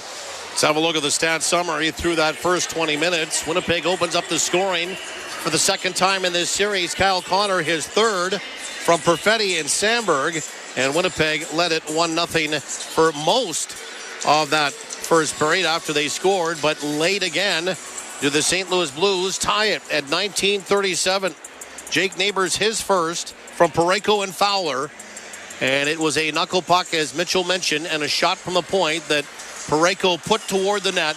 Neighbors net front gets a shaft of his stick on it, and it goes past Connor Hellebuck to tie it at 1 very late with just 22 seconds remaining, 22 plus seconds remaining in the first period. So Kyle Connor from Perfetti and Sandberg, and then Neighbors from Parayko and Fowler. Connor's third, Neighbors his first. Shots on goal, Winnipeg out shooting St. Louis in that first period. You talk about a great start for Winnipeg. Jets 13 shots, Blues had 5. Winnipeg, though, 0 for 2 with the man advantage in that first, and St. Louis 0 for 1. But a key factor in that first period was killing off that early penalty to Vladislav Nemesnikov for Winnipeg, assessed to him for tripping in that first period. Had St. Louis scored on that, might have been different with another great start, their fourth excellent start. This time around, I would say that Winnipeg countered that, and St. Louis didn't start as good as they did in game number 3, game number 1 in this building, certainly on Thursday, and maybe overall in the 2 games in Winnipeg as well. Yeah, looking forward to hearing from Dylan Sandberg on that as soon as he's got the headset on. But like I was saying, Winnipeg did so many things so well in that first period, especially getting on the forecheck. And Scott Arniel really talked about the importance of that and how it really kind of dictates how they play. He's ready to go. Dylan Sandberg, thanks a lot for taking the time. Can we say unequivocally a great start for your team in that first period? Yeah, I think that's what we were looking for. Much better start than we had in game 3, and it showed. We got out there, got an early lead, and obviously an unfortunate bounce at the end of the period, but I like how the guys came out. And we were just talking about, the forecheck and how you guys have really been able to establish that in the first period. I know it was a priority that Scott Arniel talked about yesterday, but the goal that you guys end up scoring is kind of a byproduct of being able to do that, right? Because once you get on the forecheck, you're able to maybe force them into some turnovers. Yeah, absolutely. And we get guys out of position, and when you have a lane, take the shot. That's kind of what we were harping on for our D. Just make sure you get it through, and we had guys around the net there, and Cole Fetz missed on the first one, but Casey was lucky enough to clean it up. Dylan, how crucial was killing off that first penalty assessed to Vladislav Nemesnikov for you guys to begin this game? Oh, it was huge. You never want to go down early in a game like that, as you saw in game 3. And that was huge confidence boost for our penalty kill there, and it was much needed. Indeed. Thanks very much for your time. Good luck in the second and third. Thanks, guys. Dylan Sandberg from downstairs joining us here. So we ticked all the boxes. Good start, good forecheck, excellent penalty kill for Winnipeg. The other item for Winnipeg, though, Mitchell, is they've got to get a power play goal here. They're now 2 for 12 with the man advantage in this series. And that's it operated as the best power play in the National Hockey League all year. And it came in at 29%. They certainly could use a goal. And they've had a couple of power play opportunities, one more in that first period than the Blues, but they need a man advantage goal in this game. Yeah, I can't disagree with you there. I mean, it's one of those things, right? They're getting all the chances, getting all the looks, and that's great in terms of momentum, but nothing really turns momentum better than scoring a goal, especially when it comes to the power play, especially when you get so limited opportunities in the postseason. First intermission report is coming up next with Kelly Moore and the Big Rig. Jim Toth coming up next. The score after 1, Winnipeg 1, St. Louis 1. You're listening to Play Now, Winnipeg Jets playoff hockey on the radio home of the Jets, Power 97 and 680 CJOB. When you bet with Play Now Sports, goals become... Every game will feel like the big game. Bet local with Play Now Sports, the official betting partner of the Winnipeg Jets. 18 plus, enjoy responsibly. Lowry moving in, shoot. Jets fans, it's your chance to win big all night long with our playoff 50-50 raffle. Get your tickets now for a shot at multiple cash prizes during the game, ranging from $1,000 to $25,000. Plus, one lucky winner will take home 50% of the total sales at the end of the series. Don't miss out. Text JETS to 20450 for your chance to win. That's JETS to 20450. Winnipeg, are you whiteout ready? Choose Hometown Pride. Choose 1919.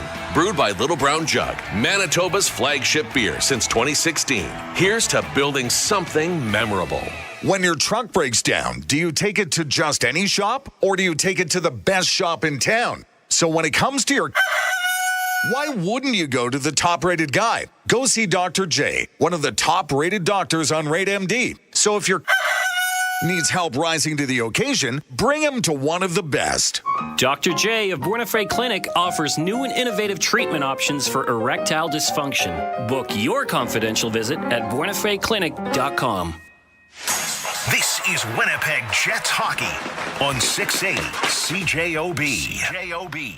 Well, the late goal on the deflection by Jake Neighbors notwithstanding, exactly the response that Scott Arniel and his hockey club wanted this afternoon in St. Louis, 1-1 after 1. As we welcome you to the first intermission report, I'm Kelly Moore, along with Jim, the Big Rig Toth. Jets fans, it's your chance to win big all night long with our playoff 50-50 raffle. Multiple cash prizes during the game, up to $25,000 plus.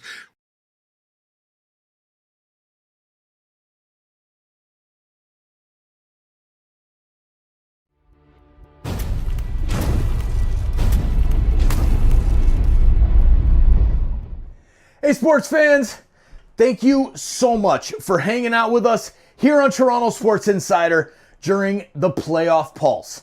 Our mission is simple, bringing sports fans together to hang out, cheer, and change the world one insider at a time, while supporting SickKids Hospital in Toronto every single game. Cheers, insiders and sports fans from around the world. The Playoff Pulse campaign on Toronto Sports Insider is uniting fans worldwide through the thrill of NHL and NBA playoffs. Every game, every fan, every moment counts. The link is pinned in the chat and in the description. Check out our campaign page. Donate if you can, or share it with friends. Holy Mackinac! Every click helps sick kids heal the future. Just by being here, you have already made an impact. Now, chat it up, keep it classy, and let's keep changing the world one insider at a time.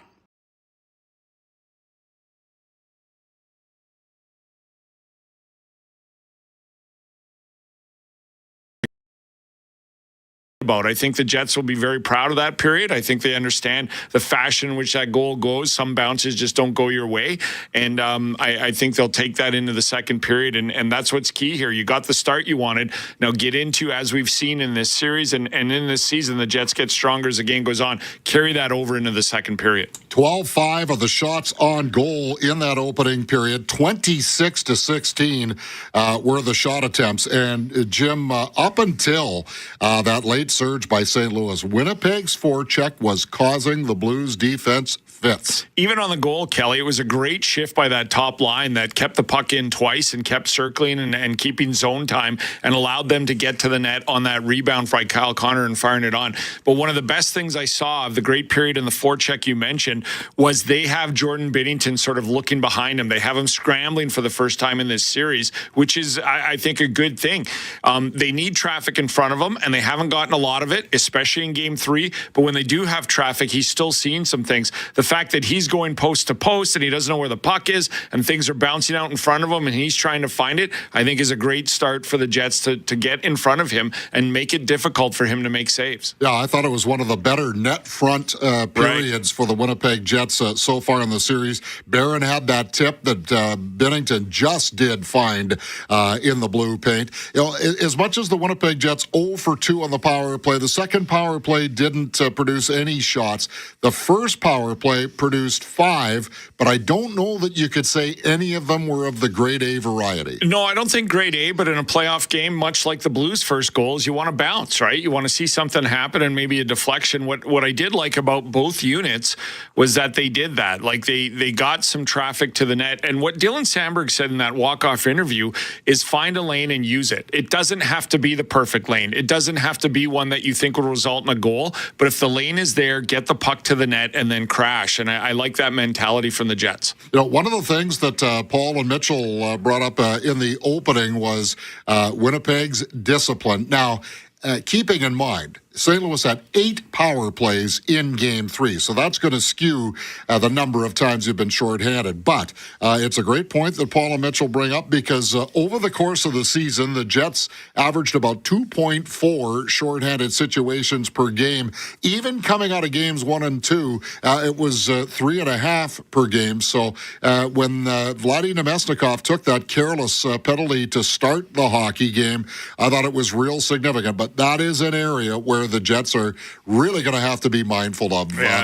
Those stick checks into the skates, you just have to resist the temptation. A lot of fans on the Jets hotline agree with you. We've been taking calls after every game about discipline, right? Like discipline. And I agree with you. Like it's one of those things that your stick's down and you're going for a change, but those are the things, the mental things that during a playoff game you have to be aware of if you're Vlad Namestnikov. And to the point of Mitchell Clinton, the Blues are clearly from Game 1 when I saw Busnevich shake the gloves at Scheifele and say you want to go within the first 10 minutes. They're trying to get that's what I would do. I would circle Scheifele and I'd say try to get him off his game. I think it's a real credit on that Busnevich penalty that he took that Mark Scheifele did not get up and push back or even it up. You're going to need that kind of discipline, and not only not taking penalties, but being disciplined in the interactions of this game to not get into that on the road and to just allow the game to forsake itself and go to the man advantage. Yeah, on the ensuing face-off after the Busnevich penalty, Faxa gives Scheifele another extra shot. And he just got up and went to the net, right? Exactly. And that's the kind of discipline you need at playoff time. Yeah, he will have to do that because he's going to be a target. As deep as the Jets go into the playoffs, he will be targeted for that for sure.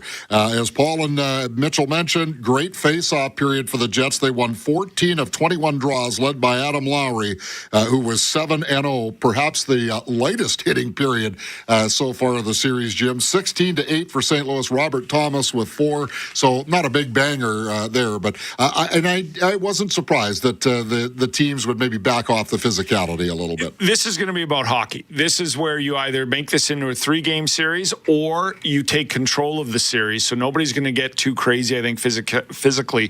There's going to be some hits there if they're there to take them, but this is going to be about hockey in my mind. 1-1 after 1 on the first intermission report on Power 97 and 680 CJOB. You can now get your local news from 680 CJOB instantly on Amazon Alexa. Just add CJOB to your flash briefings on any Alexa device and say, Alexa, play me the news. It's that easy. When you bet with Play Now Sports, goals become every game will feel like the big game. Bet local with Plain Out Sports, the official betting partner of the Winnipeg Jets. 18 plus, enjoy responsibly. Boston Pizza is Canada's go-to place for playoffs. So this year, we're doing more than just hoping a Canadian team wins it all. We're manifesting it. We're planning the parade. We even got a bus. And we've got the sports bar dialed in, with ice-cold draft beer and an elite playoff menu. Like the guy in the movie said, kind of. If we plan it, we will win. So when it's game day, post up early at BP and cheer for the Holy Grail to come home. When the game really counts, you want to watch it on the big screen with great food and cheering fans. That's why Tavern United and Garbanzo Sports Pubs are Winnipeg's favorite destinations for playoff hockey. Want to experience a game in person? Tavern United and Garbanzo Sports Pubs are giving away tickets to the next home game. Plus, enjoy great food and beverage specials. Tavern United and Garbanzo Sports Pubs. Manitoba owned, Manitoba grown, and Manitoba proud. Canada Inns thanks you for supporting local. Proudly a part of your community since 1975. Enjoy responsibly. Winnipeg Jets exclusive coverage continues on 680 CJOB and CJKR 97.5 FM Powered 97. Bet on Manitoba. Enjoy responsibly. This is Play Now Winnipeg Jets Hockey on 680 CJOB. And we offer congratulations to Glenn Geske, who correctly predicted Kyle Connor would pull the trigger on today's first goal of the game for Winnipeg. So, Glenn, you win a pair of single-night tickets to the Great Outdoors Comedy Festival coming up July 18th through 20th at Assiniboine Park. No updates on any of the other three games scheduled for today in the NHL playoffs. We're still about 90 minutes or so away from puck drop in New Jersey as the Devils try to tie the series against Carolina. And then later on tonight, Montreal is at home to Washington in a start just after 5:30. The late game has Edmonton hosting the Los Angeles Kings. Both the home teams, the Habs and the Oilers, trying to tie those series 2-2. Top of the second, the Toronto Blue Jays lead the Yankees 1-0. And also in the playoffs, the New York Knicks with a 40-26 lead over the Detroit Pistons as the Knicks try to take a stranglehold 3-1 lead in that series. They're late in the second quarter. And just getting underway in the Professional Women's Hockey League, the New York Sirens at Minnesota Frost. It is 1-1 after one going to the second period next on Power 97 and 680 CJOB. In today's business world, hiring and retaining staff is a challenge. But Chambers Plan Employee Benefits gives you an edge. A solid benefits plan can be the deciding factor for job seekers. 30,000 Canadian businesses agree. Chambers Plan gives you the flexibility to offer comprehensive benefits with affordable, stable premiums. See how Chambers Plan can benefit your business at buychambers.ca. That's BUY chambers.ca. Are you getting the most out of your backyard deck? Is it a safe sanctuary for you and your family? Or a muddled mess of spindles and splinters? Hi, I'm Mal Duick, president of Windeck. Your deck's an extension of your home, so make it beautiful, functional, and make it safe. With Windeck's award-winning design team and low-maintenance products, we will give your backyard that wow factor while increasing your home's value. Windeck. Do it once. Do it right. Do you need more laughter in your life? Get ready for a wild time at the Great Outdoors Comedy Festival, July 18th through 20th at Assiniboine Park. Get ready for a weekend packed with laughs from John Mulaney. Wouldn't have happened on my watch. Martin Short, Bert Kreischer, Theo Vaughn, Whitney Cummings, Jeremy Piven, Trailer Park Boys, Decent, Ms. Pat, Dusty Slay, and Laura Peak. Tickets on sale now at GreatOutdoorsComedyFestival.com. Hey, this is Nikolai Ehlers. Paul Edmonds and Mitchell Clinton are bringing it Winnipeg Jets hockey style on 680 CJOB. We welcome you back to the broadcast booth. Paul Edmonds, Mitchell Clinton with you, as Nikolai Ehlers just mentioned and brought us back. And boy, it sure would be interesting to see if he's getting any closer to returning to the lineup. And it's brought to you by Namath Diamonds. For your diamond engagement ring, see Namath Diamonds, a family tradition of excellence in Southdale Square. 1-1 is the score. Just about ready for the start of the second period. Long change for both teams. Winnipeg in white this afternoon. Blues are in blue. Jets are flying from our broadcast left to right. Hellebuck down to our left and Bennington down to our right. Kyle Connor is third. Jake Neighbors his first. Your goal scorers in that first period in this game. And now you have me thinking of if I know anybody at maybe Hockey for All Center that can access some security footage and see if he's been, Nikolai Ehlers has tried going on the ice or not. But nonetheless, Winnipeg just looking to build off that first period. They did a lot of things right, just a matter of continuing to do it. Second period opening face-off as we're underway for Cambrian Credit Union. Looking for a mortgage, get peace of mind and flexibility with the new Best of Both Worlds mortgage. Visit Cambrian.mb.ca. Here come the Blues. Buchnevich moved in, shoots. It ricochets off the shin pad of DeMello. Rolled around to the far side, kept alive there by Parayko inside the Winnipeg end. Into where the corner now, twisting and turning. Jimmy Snuggerud rolls back toward the line, put it up top. Parayko shooting, and he walked right into that. And that ricochet just a little bit high and then slapped back toward the net on the far side again by another Blue, and Snuggerud on the rebound. That went wide. Winnipeg will carry it back out towards center ice, dump it in, and then Scheifele will try to hunt down a puck. He rolled back in behind the net, frees it up on the far side for Iafallo. Now for Barron.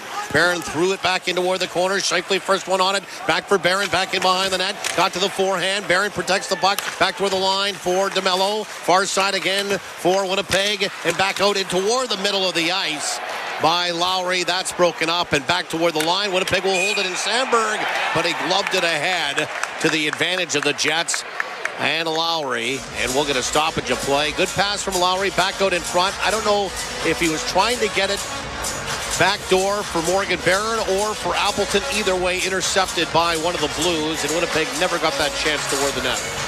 Yeah, it almost ended up working out for him because once that pass was intercepted, Mason Appleton kind of tried to get his stick underneath and kind of sweep it in toward Bennington kind of unexpectedly, but not able to make contact with that puck. But again, Mark Scheifele getting in, getting on that puck starts that entire shift for Winnipeg.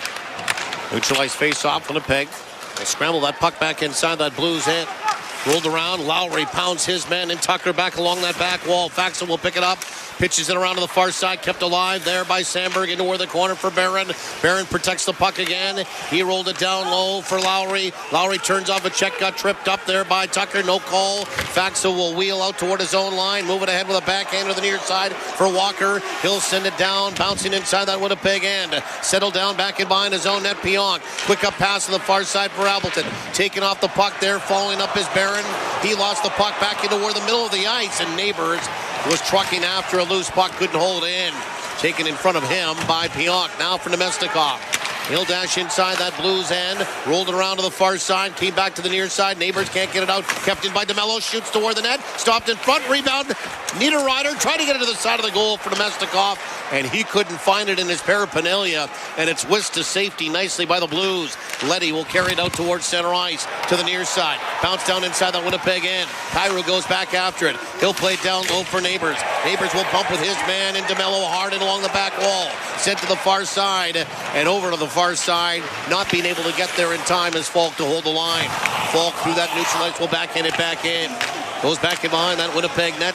Settled down by Hellebuck, and he'll leave it for Dylan DeMello. Both teams will make some changes.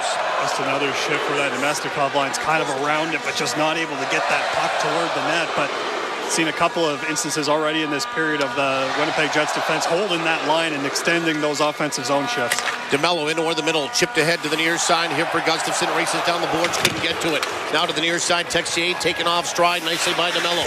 Puck goes back inside that Winnipeg end. Bolduc goes after it. Texier takes a hard body check from Tanev, rolled up along the far side by Gustafsson, and it hit a body at the Blues bench. Goes back onto the ice surface, touched there by Bolduc. And we'll get a stoppage of play. 16:46 remaining in this second period. Tied at 1. Winnipeg Jets hockey brought to you in part by Mid-Canada Fasteners, Santa Lucia Pizza, and Mr. Furnace. Faceoff's going to end up going back in to the Winnipeg zone. There's a discussion among the officials here, but where it's going to go. Because if they're saying it went off of a Blues player in the neutral zone, it should be in the neutral zone, but you're going to say it went straight out. And it is too bad that this puck doesn't end up getting through, because if it does, Winnipeg's got a 2-on-1. So that close to having a great scoring opportunity. Instead, the faceoff's coming all the way back into your zone, and Adam Lowry's still trying to kind of get an explanation of it. And he's talking as they line up to the left of Hellebuck for the faceoff. And it's won by Sundqvist back toward the line for Tucker. Right side point, dusted off, shoots, kicked away by Hellebuck. Rebound back on it, front, and a slap shot by Tucker. Coming in on the putback off his own shot, and he whipped that just wide. Came back out towards center ice, dancing through that neutral ice. Texier ridden off and ushered into toward the corner nicely there by Fleury. Rolled around to the near side, scurrying after Tucker. Tried to hold the line, could not, as he bounced it off of Morgan Barron out to challenge him, and it goes off Barron over the glass at the blue line and into the seats for a souvenir this afternoon. 16:23 remaining in the second period, tied at 1. St. Louis very nearly taking advantage of that face-off location that we just talked about. And now Winnipeg had an opportunity for a 3-on-2 in that neutral zone. Mason Appleton, I think, was just about to send the pass cross ice that would have kind of got the puck out of the grouping of bodies on the near side wall. And Winnipeg would have been able to get out of there, but St. Louis just able to break it up in time. Back toward the line. Hopped over the stick of Fowler. He has to turn his skates and chase it down back at his own line. Now to the near side for Snuggerud on his opposite side. He wheels inside the Winnipeg end, put on the brakes, tried to go back door. For Buchnevich, broken up nicely by Kyle Connor, who was in tow. And then Connor flips it into, looks around by the broadcast booth down at ice level on the far side, and out of play it goes. 16:06 remaining in the second period. Tied at 1. They've adjusted the shots. We said Winnipeg had 13 shots in the first period. They've lowered that by 1, so I don't believe Winnipeg's had a shot just yet in the second period. No, they haven't. They've had some time in the offensive zone, but haven't been able to get much to the net. So obviously something that they're going to want to improve on as they go forward here. And I really like what Dylan Sandberg said in the walk-off about pucks from the point. Like the priority for the Winnipeg Jets defensemen is just get that thing through, and we'll cause a little chaos in front of Binnington. Beyond. Hard off the boards, but not out. Kept in by Snuggerud. He floats it to the far side. Here comes Falk. Waltzing in. Shoots. Stopped by Hellebuck. Rebound. Tapped ahead for Niederreiter. And he'll bounce it over the head of everybody and down inside that Blues end. Absconding with a puck and curling back in behind his own end is Broberg.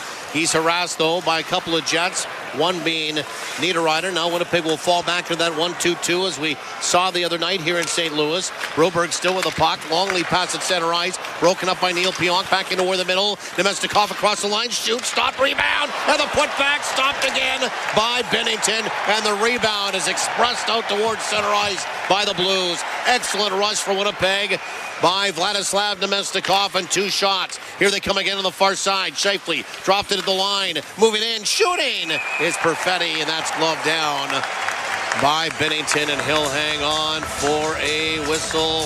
15-13 remaining in the second period, tied at 1. Yeah, Vlad Nemestikov was not going to be denied on this opportunity. He takes that puck right into the middle of the ice and gets that first shot off, and then he almost gets the shot off while still skating, and by doing that he is able to put himself in a good position so that when Binnington kicks that rebound out, Nemestikov's already got that forward motion going. I think he either stumbles or he gets taken down, so he's not able to get as much on that rebound, but still forced Binnington to make a really tough save.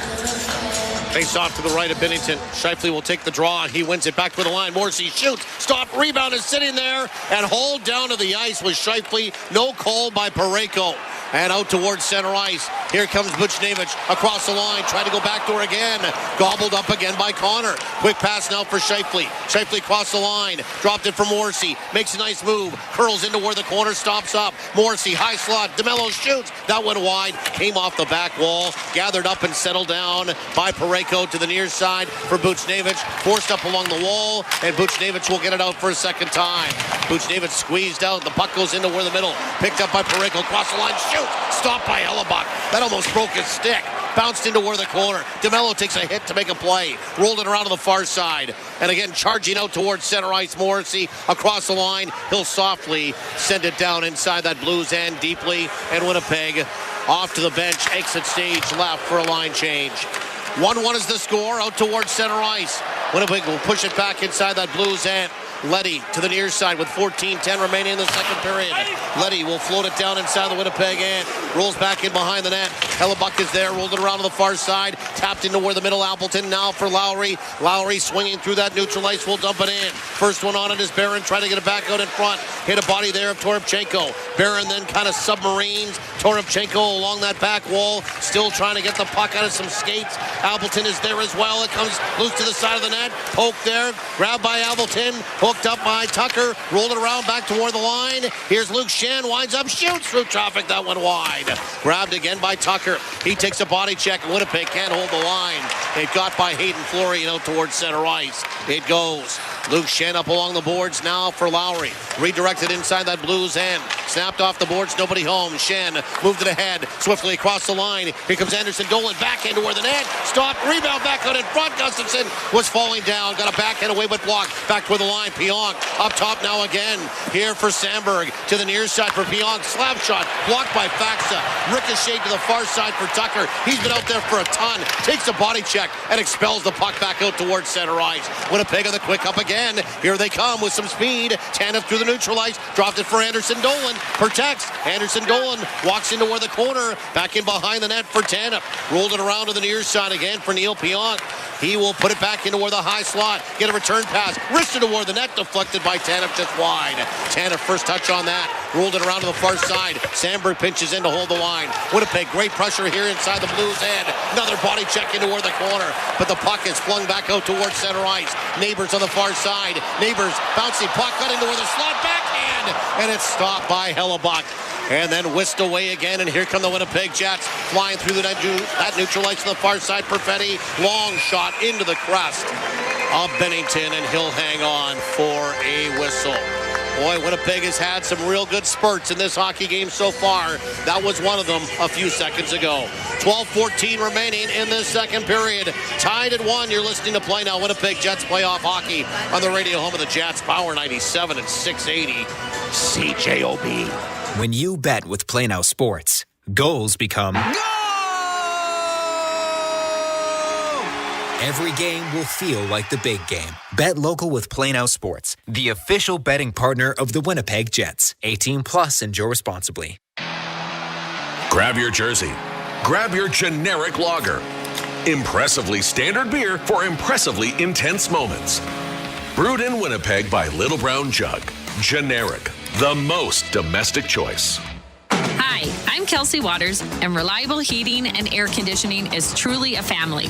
My parents started the business over 30 years ago, and today, me and my brother Clint are carrying it on, with customer satisfaction being priority number one. We believe good service is affordable to all our customers, so give us a call if your furnace or AC isn't working like it should. We want you to feel comfortable 24/7.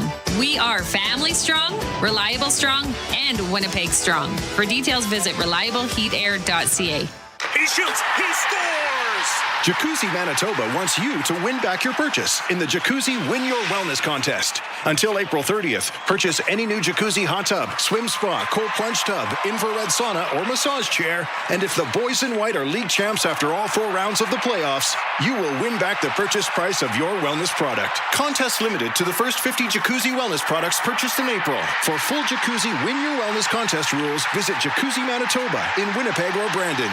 Bet on Manitoba. Enjoy responsibly. This is Play Now Winnipeg Jets Hockey on 680 CJOB. Winnipeg Jets Hockey also brought to you in part by Shine Dental, Mr. Reuter, and Cambrian Credit Union. Tied at 1. Faced off to the right of Bennington. 12:14 remaining second period. Just about halfway through this hockey game. And it's a raucous environment again here at Enterprise Center in downtown St. Louis. Scramble face-off into where the corner. Falk will alley-oop that out towards center ice. Settled down by Nemestikov, but he turned it over back to the near side. Buchnevich slowly across the line, stops up at the hash marks on the near side, put it into toward the middle, off a good stick there by Winnipeg and out towards center ice. Dancing through that neutral ice, Niederreiter dropped it for Nemestikov, spins it around to the near side. Perfetti, a little tardy getting there, pulled off the wall by Thomas at his own line. Out towards center ice now, Falk. Folk will drive it in from center. Rolled around to the near side. DeMello goes after that. Back in behind his own net for Morrissey. Far side, Nemestikov. Chopped up along the boards. Now Perfetti into where the middle for Morrissey, who jumps up. He dropped it. Perfetti coming right down Main Street.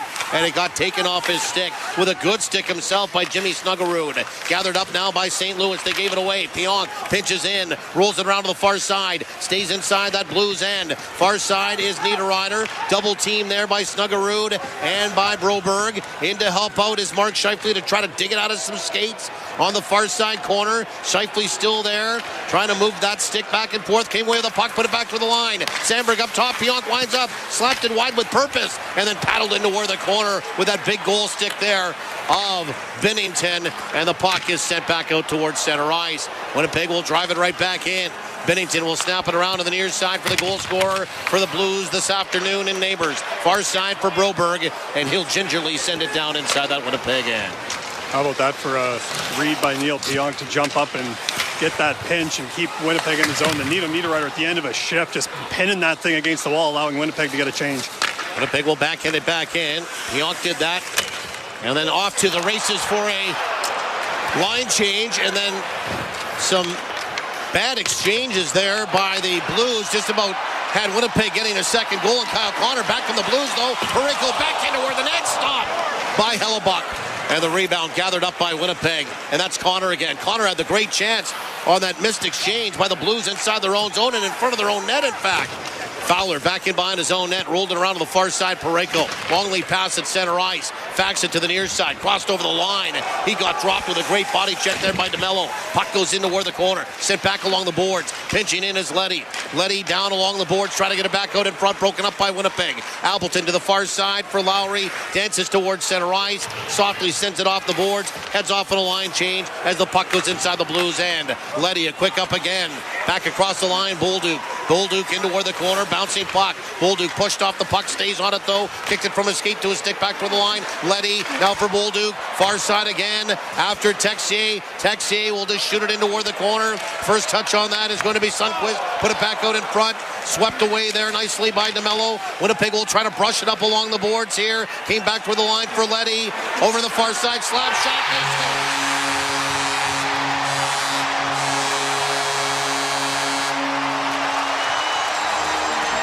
Tucker with a one-time slap shot. A huge goal for St. Louis. They've taken their first lead of the afternoon. It's 2-1 for the Blues with 9:14 remaining in this second period. Yeah, it's going to be interesting. I don't know if Hellebuck was able to see much of this one because it's a little bit of a moving screen. Oscar Sundqvist goes to the front of the net, and Josh Morrissey's the one behind him, making sure he's not able to get a stick or anything on it.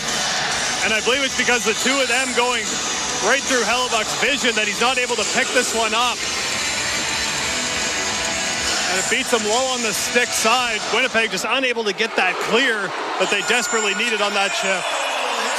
Tyler Tucker will get his first point of the postseason in his career. Hellebuck just about gave it away and did. Out in front, shot by Neighbors just wide. Off the ensuing faceoff. Back the other way. Winnipeg will slither inside that Blues end. Nemestikov goes after it. Played it back in behind the net. Settled down by Broberg. Rolled around. They gave it away. The Blues back toward the line. Neil Pionk shoots. That's blocked in front by Broberg. Captured again into where the corner by Nemestikov. Kick from his skate to his stick. Back toward the line. Onto the far side. Sandberg up top. Pionk to the near side. Nemestikov back out in front. A shot kicked away off the stick of Perfetti by Binnington. Another great chance for Cole Perfetti. Braden Shen up along the boards, trying to get it out and did. On the far side, Kyrou races down the right wing boards, moving in, shooting, and it's stopped by Hellebuck, and he will hang on long enough for a whistle. And then Winnipeg and Pionk finished his check on Jordan Kyrou on the far side. That will draw a gathering. Nothing will become of that. Tyler Tucker was brought into the lineup earlier in this series for one thing, some physicality. For the other, a great point shot. He delivers for his head coach and for his team, Jim Montgomery and the St. Louis Blues, and the Blues lead it by one at 2-1. 8:20 remaining in this second period. Back after these, you're listening to Play Now Winnipeg Jets playoff hockey on the radio home of the Jets, Power 97 and 680 CJOB. Jets Jets fans, playoff hockey is back, and there's nothing bigger than the Winnipeg Whiteout. You can be here for every unforgettable history-making moment by becoming a season ticket member today. Experience the Whiteout inside Canada Life Center, live and in person. Get access to playoff packages and pre-sales for round 2 and beyond by visiting winnipegjets.com/memberships today. That's winnipegjets.com/memberships. I'm Bruce Lowe with Ag Direct Hail Insurance. Back in 2014, we launched Ag Direct with the goal of changing the crop hail insurance industry by combining broker-free rates with superior customer service and professional claims handling. Thanks to the support of hard-working farm families, Ag Direct Hail is now one of the largest and fastest-growing crop hail insurance providers on the prairies. Visit agdirecthail.com or call us toll-free. We appreciate your business. You know what goes well with pizza from Santa Lucia Pizza. They've been the leaders in quality since 1971, and now they just keep winning award after award after award. So, sounds like they know a thing or two about making tasty pizza. How about this? When you're getting ready on game day, choose one of Santa Lucia Pizza's many specials or combos and find out why time and time again it's listed as Manitoba's favorite pizza. Santa Lucia Pizza. It's all about the sauce. This is Winnipeg Jets hockey on 680 CJOB. 8:20 remaining in this second period. 2-1 for St. Louis. Winnipeg opened the scoring. The Blues have scored 2 unanswered. Far side, here they come again. Blues across the line. Bolduc snapped it around with a backhand into the corner. Gathered up here. Texier toward the net. Texier shoots. Blocked in front. Rebound back in behind the net. Luke Shen rolled it around to the far side. Waiting for it, Morgan Barron. And he will send the puck floating over everybody's head down inside that Blues end. And then it bounced off a body right to Sundqvist. He sends it off of, I believe, Morgan Barron and into the Jets bench, and out of play it goes. Jet fans, the 50-50 playoff mega raffle pot is already over $925,000 and growing. Get in on the action on this progressive draw along with today's game day bonus prize. Grab your 50-50 playoff tickets now by texting Jets to 20450. And even though they now find themselves trailing, Winnipeg certainly had some great opportunities even in this period. Cole Perfetti with another one that he can add to the list. He just needs to, it just feels like he needs one to go, because when he does score, he tends to score them in bunches. Winnipeg back inside their own zone. Moved up along the boards by DeMello. Now falling back into the corner on the near side. Scheifele now for Morrissey. Backhanded out towards center ice and cruising through that neutral ice as Iafallo. He'll jam it down along the board. Scheifele goes after it. Buchnevich on him. Scheifele takes the body check, trying to get that puck free off the boards. Thomas back toward the line. Held by DeMello. Shoot, stop, rebound. And they build a house nicely to the Blues. Came off the stick and parted away nicely from Binnington. Now to Parayko up along the boards. Thomas across that Jets line. Puts on the brakes. Sends it around into the corner. Buchnevich. Buchnevich back toward the line again. Thomas will hold back. Crunched it along the boards. Puck goes aimlessly back in behind that Winnipeg net. Swooping there to pick it up is Morrissey. He glides out toward his own line. Shifts in toward the middle of the ice to the far side at center. He'll snap it in. Binnington will stop that back in behind his own net. Outlet at far side, and now Rick wide for Jake Neighbors. He has scored this afternoon. Crossed over the line to Kyrou. Kyrou will just snap it toward the net, and that's stopped by Hellebuck. Good entry there by the Blues, but carried back out towards center ice. Niederreiter far side for Nemesnikov. He shuttles that back inside that Blues end. Rolled around to the near side. Perfetti bumped off a check, but lost the puck. Neighbors carried it out toward his own line. Cross ice pass now for Falk, and softly sent down inside that Winnipeg end. Blues will make some changes. Rimmed around the boards to the near side. Waiting for it is Perfetti. He will sidestep a check and snap it in again from center ice. Rolled around to the far side. Binnington will control that. Flop back out towards center. Winnipeg will paddle it back up along the boards. Hit a body, settled down now by Nemesnikov. He will play it to himself. Winnipeg will try to get it inside the zone. They do. Scampering toward the near side is Tanev. He's double teamed, lost the puck. Walker will glide away, spin away, get to center ice, and wrist it inside the Winnipeg end. Toropchenko came after the puck off that dump in by Walker. Tried to get it back backhand in tight on Hellebuck, who was tight against the post, made the save, and will hang on. And then a Jet finishes check in on him. 5:48 remaining in this second period. The score, St. Louis 2, Winnipeg 1. You're listening to Play Now. Winnipeg Jets playoff hockey from St. Louis, Missouri on the radio home of the Jets. Power 97 and 680 CJOB.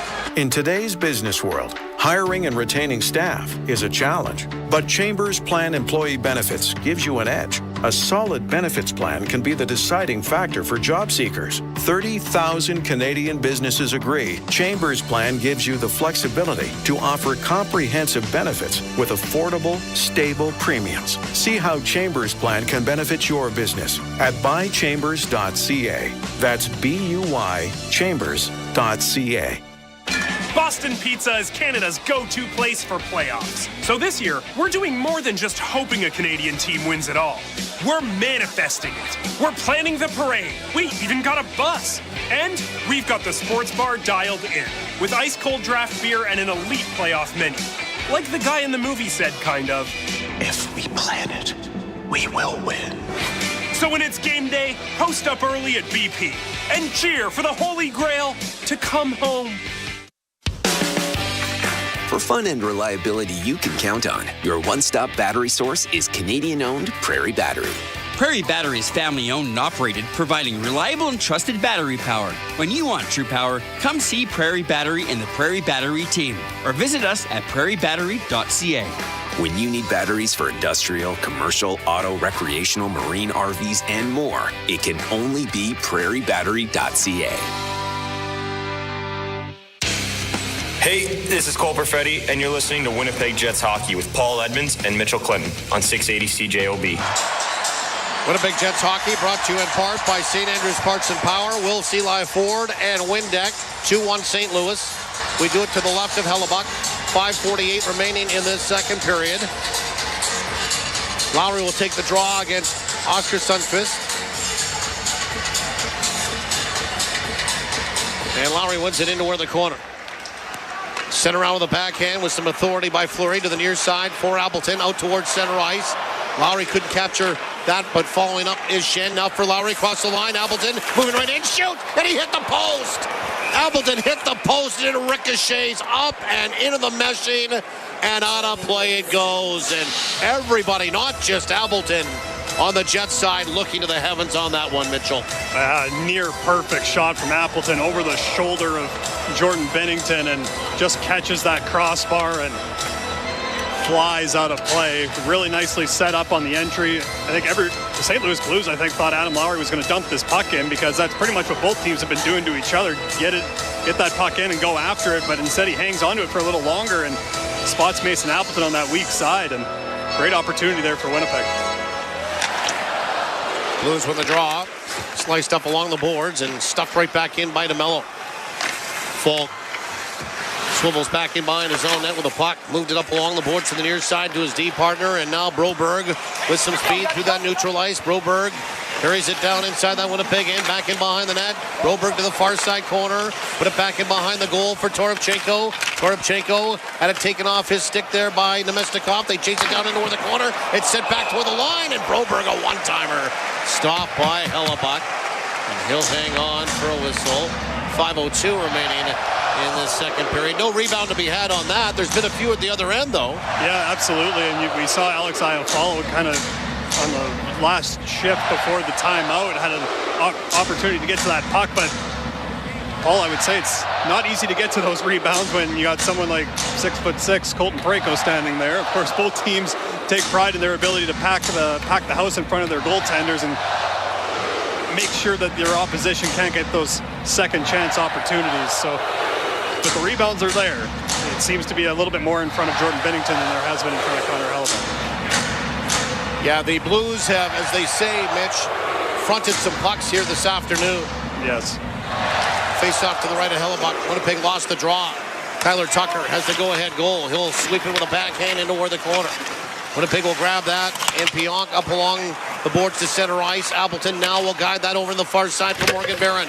Nudged into the corner. Lowry goes after it, shoots it around to the near side. Appleton back toward the line. Pionk winding up, shooting. Deflected in front by Morgan Barron. And that goes into Bennington, and he hangs on.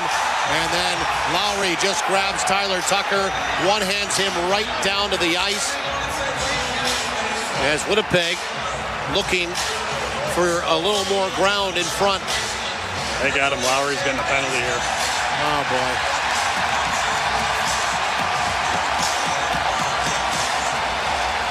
How Tucker gets away without getting a penalty here, I have no idea. Number 17, 2-minute minor penalty, roughing. Roughing call on Lowry.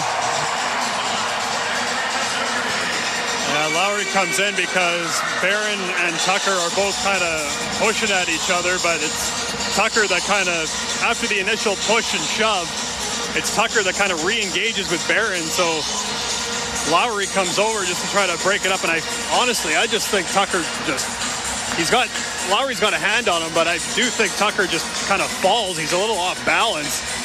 But, of course, they're going to just take the one.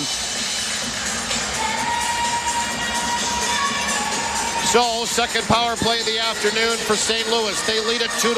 4:42 remaining, second period. We do it to the right of Hellebuck. Winnipeg will win the draw. And it's carted out towards center ice by Iafallo. Chip and chase down inside the Blues' end. And Iafallo will make sure it gets in deep past that goal line. Blues are 0 for 1 with a man advantage today. Falk on the far side, scrambling inside the zone. Kyrou with some speed. Stops up, turns, backdoor for Neighbors. And the pass never got to his stick. Kept into the line by Falk. Falk to the near side. Falk will send that back into where the corner. Intercepted nicely by Luke Shen. As he blocked that, it falls to his stick, and he will dump it the distance. Long lead pass, Binnington. First Sundqvist across that Jets line, but he will be offside. And we'll get a stoppage of play and a neutralized faceoff with 4:04 remaining in the second period. 2-1 Blues. And Alex Iafallo, off that initial kind of rush up the ice, he was kind of along the left wing boards, and I think he tried to make a move on Falk to get to the middle ice, and if that puck is through the skates of Falk, Alex Iafallo is going to be able to have a partial break. A couple of back checkers from St. Louis coming back as well, but he would have had an opportunity there. Dumped inside that Winnipeg end. Buchnevich goes after it, back toward the line for Fowler. Fowler near side for Thomas. Thomas swinging away from some traffic. Kyle Connor in on him, forced a turnover right to Neil Pionk, and he'll wrist it all the way down the ice. 1 minute remaining in the power play for the Blues. Swinging back in behind his own net, Fowler. Carried out toward his own line and then drops it for Thomas, who skips through that neutralized, crossed over the line, works his way into where the corner on the near side, rolled it around to the far side for Snuggerud, paddled back around to the near side. This is where the Blues want to spread the Jets out, back toward the line for Fowler to the near side again for Thomas into where the corner, or Buchnevich for Thomas to the near side, kicked it from his skate to his stick, settles it down, surveys down low, Buchnevich back out in front, intended it there for Bolduc, broken up by Winnipeg, turning in the corner, and 180 away from some traffic is Pionk, and he'll wrist it all the way down the ice. 20 seconds to go on the power play. Yeah, as soon as that puck goes low, Winnipeg's defensemen like to drop to take away that centering pass. Neighbors hops inside that Winnipeg end, turned over the puck. Scheifele will wrist it all the way down once again. 10 seconds to go in the power play. Time for one last rush with the man advantage here for the Blues. It's last call. Ding, ding, ding. Braden Shen to the near side for Neighbors. Shepherds the puck inside the zone. Now for Parayko back door, and they score.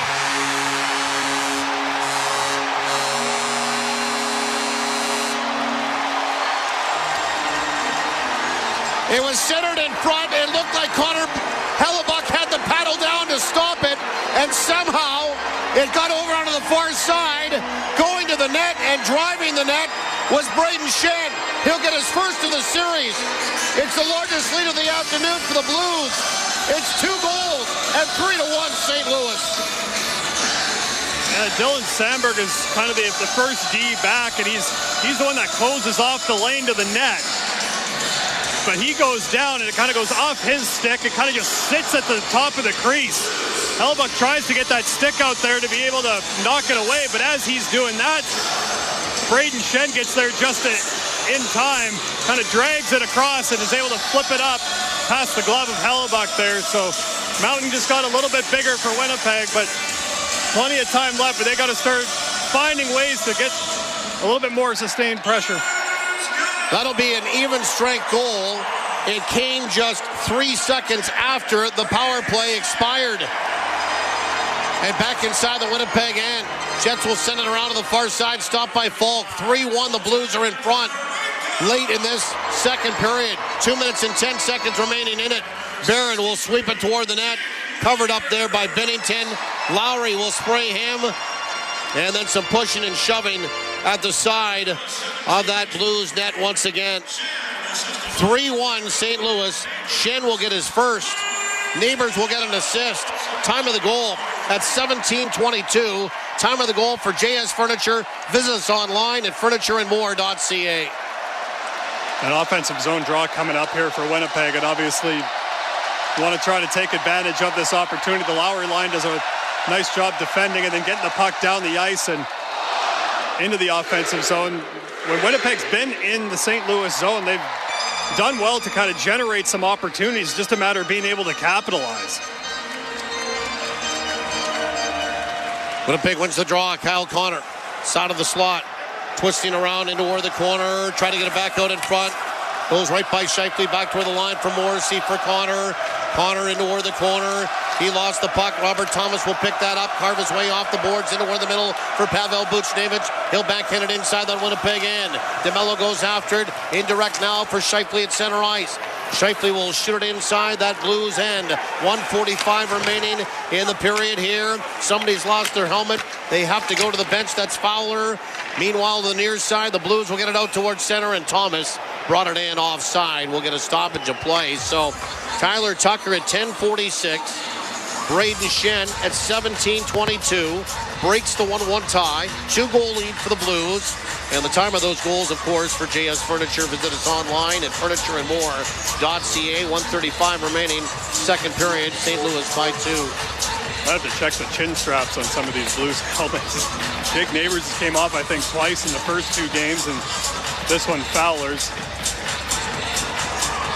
Scheifele tried to just kind of do that little send the puck one way and hop around him in the other, and he kind of just ended up with the hand on top of Fowler's helmet, ends up knocking it off.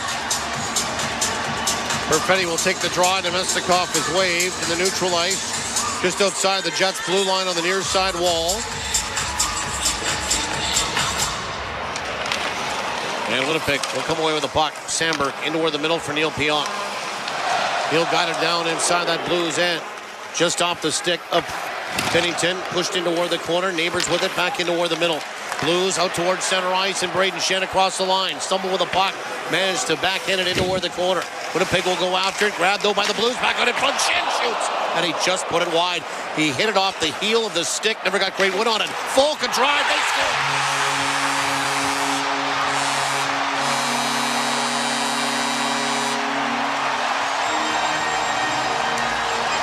Rebound was gathered up, sent back toward the line. Falk drives it with a slap shot. It went off a stick or a body, beats Hellebuck. It's 3 unanswered for the Blues in this second period, and they lead it 4-1. I think this one ends up going off of Neil Pionk, who's not even looking. He's engaged with Jordan Kyrou off that left post. He's got his back to the point shot that's coming from Falk. And it just ends up going off of his butt, changing direction, and beating Hellebuck on the glove side. Just all you can do is shake your head at that one. A frustrating second period for Winnipeg for sure. Falk will get his first. 18:54, the time of that goal for JS Furniture. Visit us online at furnitureandmore.ca. So 4-1, St. Louis, another late goal in 2 consecutive periods. And they come marching back inside that Winnipeg end. Rolled around to the far side. Shot came in from Thomas. Stopped and blocked in front by Morrissey. Winnipeg trying to get it out. Appleton can't.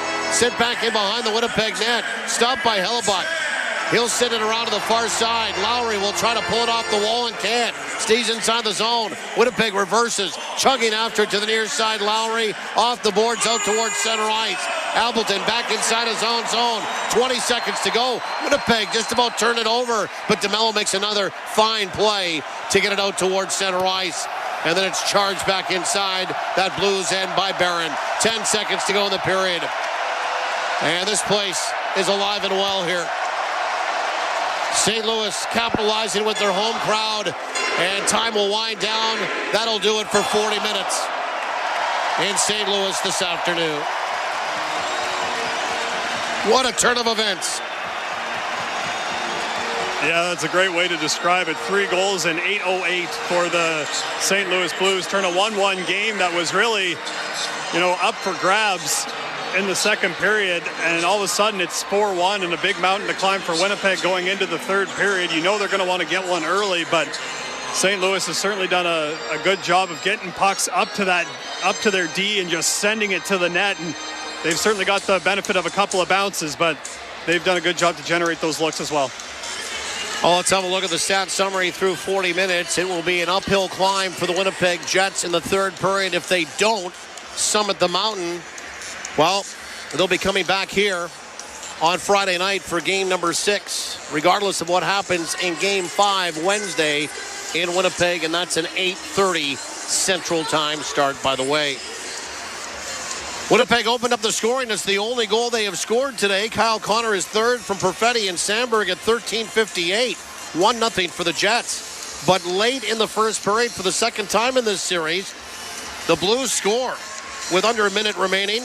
Jake Neighbors his first from Parayko and Fowler at 19:37. Tied the score at 1. The two teams went off to the intermission locked at 1. Tyler Tucker scores his first postseason goal of his career. Nick Leddy, Alex Texier combined for the assists at 10:46. St. Louis grabs the lead early on, or actually midway through the second period. Then they add another one at 17:22. Braden Shen is first from Parayko and Neighbors, and it's a 2-goal lead at that point for St. Louis. And not to be done, Justin Falk, a slap shot from the point. Neighbors and Shen collect the assists, 18:54. 3-goal lead for St. Louis at 4-1. That's where we sit at this point. So multiple point games for Neighbors and Parayko here today as well. Power play opportunities for St. Louis. 0 for 2 with the man advantage. Same for Winnipeg. They're 0 for 2. And the shots on goal, the St. Louis Blues outshoot Winnipeg in that second period 12-11. But the Jets still own the 2-period total at 23-17. Connor for Winnipeg, Neighbors, Tucker, Shen, and Falk all for St. Louis. First intermission report is done. Second intermission report is coming up next with Kelly Moore and Jim Toth. The score after 2 from St. Louis. The St. Louis Blues 4, the Winnipeg Jets 1. You're listening to Play Now, Winnipeg Jets Hockey on the radio home of the Jets, Power 97 and 680 CJOB. The start. Cam mentions, he doesn't turn off the game now, but ever since I was a little kid, I knew what Winnipegger Billy Mosienko did March 23rd, 1952. He scored 3 goals in 21 seconds. And because Billy Mosienko did that once, it means it could happen again. That's why you never turn off the game when your team is behind. The start with Meckling and McGarry. Weekday mornings 6 to 10. Winnipeg, are you whiteout ready? Choose Hometown Pride. Choose 1919. Brewed by Little Brown Jug, Manitoba's flagship beer since 2016. Here's to building something memorable. When you bet with Play Now Sports, goals become... Every game will feel like the big game. Bet local with Play Now Sports, the official betting partner of the Winnipeg Jets. 18 plus, enjoy responsibly. Cambrian Credit Union helps Manitobans plan for every financial milestone, big and small. All this while giving back to the community and Cambrian members. Keep your money right here in Manitoba. From getting your first credit card for concert tickets at the Burt, to buying a home in Southdale or Garden City with expert mortgage advice, to planning for retirement on Lake Winnipeg. Wherever you're going, Cambrian Credit Union can help you get there. Member owned and proudly local. Visit cambrian.mb.ca. You are locked and loaded to Winnipeg Jets hockey on 680 CJOB. 3 unanswered goals by the St. Louis Blues in the second period after a late tying goal in the first. And St. Louis in control of Game 4, as Paula Mitchell mentioned, unless there is a dramatic change of events in the third period. We'll be coming back to St. Louis for Friday night as we welcome you to the second intermission report. And Jets fans, there is nothing bigger than the Winnipeg Whiteout. You can be here for every unforgettable moment by becoming a season ticket member today. Get access to playoff packages and pre-sales for round 2 and beyond by visiting winnipegjets.com/memberships. Kelly Moore along with Jim Toth for the second intermission report. And Jim, as Paul and Mitchell mentioned, a 1-1 tie till the midway point of the game. And you take a look at that go-ahead goal for the Blues, the missed chance by Mason Appleton, ringing it off the crossbar, and then those 2 quick goals late in the period by Braden Shen and Justin Falk. And they have the Winnipeg Jets unnerved right now. Well, and I would even say, Kelly, this was the Jets' game even till the midway point of the second period. They had a ton of chances in the first 10 minutes of that second frame to try and take the lead and some sustained pressure. But then it comes back the other end, right? And Kyle Tucker from the point and gets it past to Connor Hellebuck. And then, of course, we got Braden Shen. I thought Connor Hellebuck had a stick on the play, and Shen just goes to the net. I thought Dylan Sandberg played it well to make him pass it and allow it to go back out front. And then Justin Falk with one off Neil Pionk is one that you're just not going to save. But that being said, 3 goals in 8:08 of the second period, and this just shifts the entire game right to the St. Louis Blues. And now you have a very good third period team in the Winnipeg Jets. But on the road in a playoff game, this is a tough mountain to climb. Yeah, the goal by Shen comes 5 seconds after the Adam Lowry penalty had expired. So while not a power play goal, off power play pressure. And then just 89 seconds later, Falk scores on that blast that goes off of the rear end of Neil Pionk. And the first 2 goals in particular, not so much the third and fourth goals, but the first 2 goals, Jim, were products of the Jets not being able to get that clear when they absolutely needed it, and St. Louis made them pay dearly for it. Yeah, they have to make the clear, and really, you want Connor Hellebuck to come up with a save there as well, on one of those as well, but when you give up 3 goals in 8:08, and I thought at least 2 of them, the deflection off Pionk, and the one where it's out front, he has a stick in the right place. Somebody's got to pick that guy up. Somebody's got to clear the front of the net and not allow him to just place mini sticks with Connor Hellebuck and roof that goal.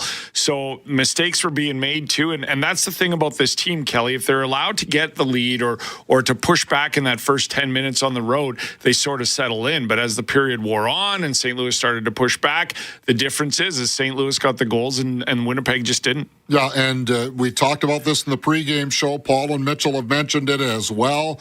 The secondary scoring for the Jets has not been there. Kyle Connor gets his 3rd, but you look at all the St. Louis goal scorers, Neighbors, Tucker, Shen, and Falk, all with their first of the series. So Jim Montgomery is certainly getting a well-distributed output from his entire team. And Perfetti, Nemesnikov, we talked about Appleton off the crossbar. They've had the looks, but Jordan Binnington has made the big save. Yes, he has. He's really played well in this game. And to be honest with you, I mentioned it in the first intermission that he was a little scrambly in the first period, and that's what you have to do. Not so much in the second period. When Perfetti and Nemesnikov were getting the opportunities, he was allowed to make saves. There's no traffic like there was in front of Connor Hellebuck, and that's the big thing that the Jets have to get back to if they want to climb back into this game. But they need some help here. They need some secondary scoring from some guys like Nemesnikov and Perfetti and Niederreiter. Is it good that they're getting opportunities? Yes, it is good. But you have to bury 1 or 2. It's the playoffs. This goal, or this game rather, at least to me, Jim, resembles, if you want to pick a Game 3 or Game 4 of the Colorado series last year. Not so much in terms of the avalanche of chances that Colorado had in those games, and the Jets eventually caved. But it is similar in that Winnipeg in the game for the first 30 minutes, and then it's the home team that completely puts the pedal to the metal. Yeah, it is the home team that does that, and that's what happens in the momentum of the playoffs is if you can sustain some pressure, which they did, and your goalie can help you, then you get an opportunity, and it festers from there. It was really interesting to see what would happen after that go-ahead goal, and I thought they had a good shift or two. Yes. But then when you take the penalty like Adam Lowry did, and we talked about that in the pregame, right? Discipline, and I don't mind Adam Lowry coming in there, but you can't take a penalty when you come in there. And then so although it wasn't a power play goal for St. Louis, as you said, 5 seconds left for the team coming down the ice, it was a power play when that play started. And so, you go to the net, you got an extra body there. Kyle Connor's coming in late. And you also, even though Schen's the one who scored the goal, had another Blue standing beside the net with nobody on him. You've got to understand that these are full period games. There isn't like the regular season where we sustained this and we did that and we fought back here. You have to be aware in every situation. And like I said, I like the first 10 minutes, but after that, you can't just give up 3 goals in 8 minutes. No, you can't. And so now the Jets in danger.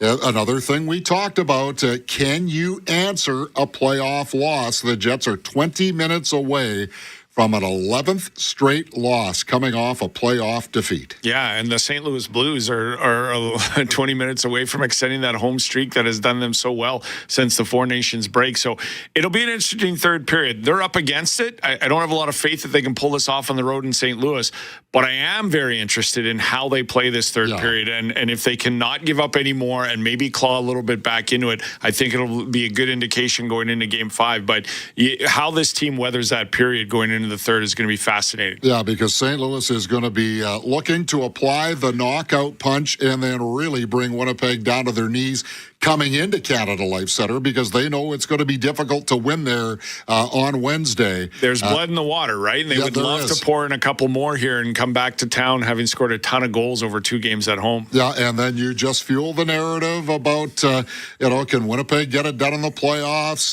Can Connor Hellebuck pull one out? Yeah. No, it's working. And again, it's not pile on the Jets. These are real things that will happen as a result of this if the Jets don't have some kind of an answer in the third period. 4-1, the St. Louis Blues out in front after Kyle Connor opened the scoring just past the midway point in the first. And boy, I'll tell you, that late goal by Jake Neighbors certainly looms large in the first period. And then St. Louis in the second half of the second period scores 3 unanswered goals. 4-1, we'll update what's going on the rest of the scoreboard next year on the second intermission report on Power 97 and 680 CJOB. You know what goes well with pizza from Santa Lucia Pizza. They've been the leaders in quality since 1971, and now they just keep winning award after award after award. So, sounds like they know a thing or two about making tasty pizza. How about this? When you're getting ready on game day, choose one of Santa Lucia Pizza's many specials or combos and find out why time and time again it's listed as Manitoba's favorite pizza. Santa Lucia Pizza. It's all about the sauce. Hi, I'm Mike. And I'm Brett. At Mid-Canada Fasteners, we try to be your one-stop shop for all of your construction needs. We have a large inventory of threaded rod, strut and strut fittings, as well as construction-rated ladders and sawhorses, janitorial supplies, rigging supplies, and personal safety equipment. So come by and see what we have to offer. Shop where the professional tradespeople shop. You're always welcome here at Mid-Canada Fasteners and Tools, 1557 King Edward Street. Care to sample our delectable filet mignon? Oh, no, thank you. Actually, I'd love to, but my dentures have another idea. Don't miss out on life's appetizing offerings because of ill-fitting dentures. Get set right with Shine Dental. Their expert team helps secure loose dentures while improving your oral health, making eating more pleasurable and ensuring you smile confidently. Available at Shine Dental's 1104 Pembina Highway location. Would you like to try? Yes, I would. Book today and find your shine at shinedental.ca. Winnipeg Jets exclusive coverage continues on 680 CJOB and CJKR 97.5 FM Power.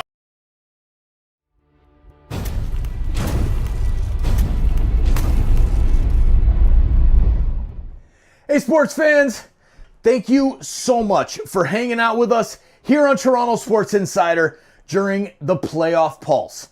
Our mission is simple, bringing sports fans together to hang out, cheer, and change the world one insider at a time while supporting SickKids Hospital in Toronto every single game. Cheers, insiders and sports fans from around the world. The Playoff Pulse campaign on Toronto Sports Insider is uniting fans worldwide through the thrill of NHL and NBA playoffs. Every game, every fan, Every moment counts. The link is pinned in the chat and in the description. Check out our campaign page. Donate if you can, or share it with friends. Holy Mackinac! Every click helps SickKids heal the future. Just by being here, you have already made an impact. Now, chat it up, keep it classy, and let's keep changing Toronto the Blue world Jays, they're now one insider at a time.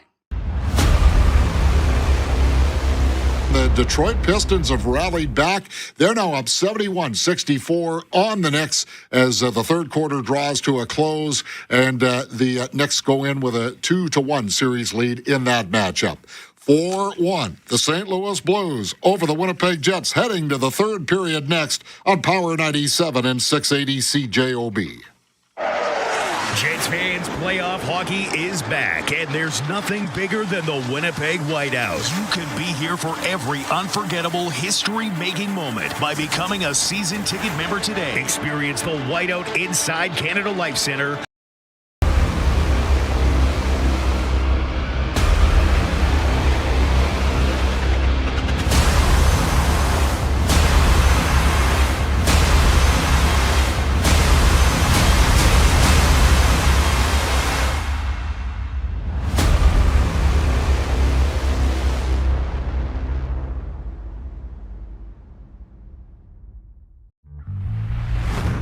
To every child and family who've needed us since 1875, and all who support us, our hospital needs no introduction. But just in case, it's SickKids. And it's our 150th birthday. Our mission has always been healthier children, a better world. The first children's hospital in Canada, SickKids. Pasteurizing milk to prevent disease 30 years before it was mandatory. The heart-lung machine that transformed open heart surgery. A pediatric kidney transplant in 1969. SickKids. SickKids. And SickKids. We discovered the gene for cystic fibrosis so patients live longer lives. And we just created the world's first Atlas of Cancer, using machine learning to analyze 13,000 variations. Today, the hospital sees over 130,000 patients a year. We're a research powerhouse.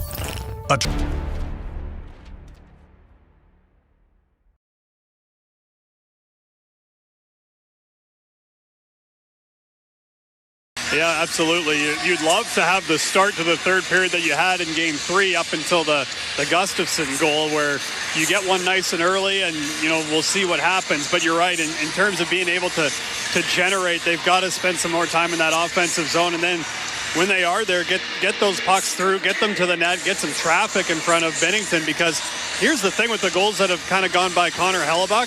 The first one being the knuckleball gets deflected.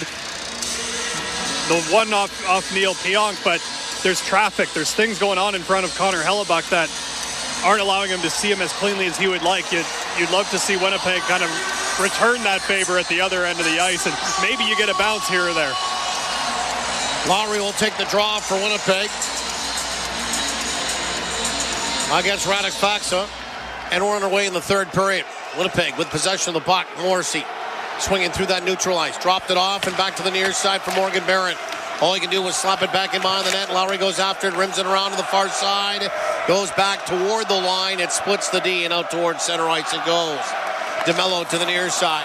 Fans are all over Connor Hellebuck here. Winnipeg will backhand it back in behind that St. Louis net. Rolls to the near side wall. Pitching down is Morrissey. Tried to roll off the wall and did. Plays the puck to the near side in the corner for Barron. Now for Appleton. Up top for Morrissey. Slap shot. Hit a body in front. And ricocheted back again. Winnipeg came away with the puck. DeMello into where the corner for Barron. Barron nudged off the puck, but there to help out is Appleton. He came away with a biscuit. Rolled it back in behind the net. There to protect the puck again is Barron. Sent back toward the line. Held by Morrissey. Makes a nice move. Walks off the line. Got tripped up. No call. Winnipeg will hold the line to the near side. Barron shoots toward the net. That grazed off the shin pad of his own player, his captain in Lowry, and went wide. And finally, it's flipped out towards center ice by the Blues. and out toward that Winnipeg line. Both teams will make a change.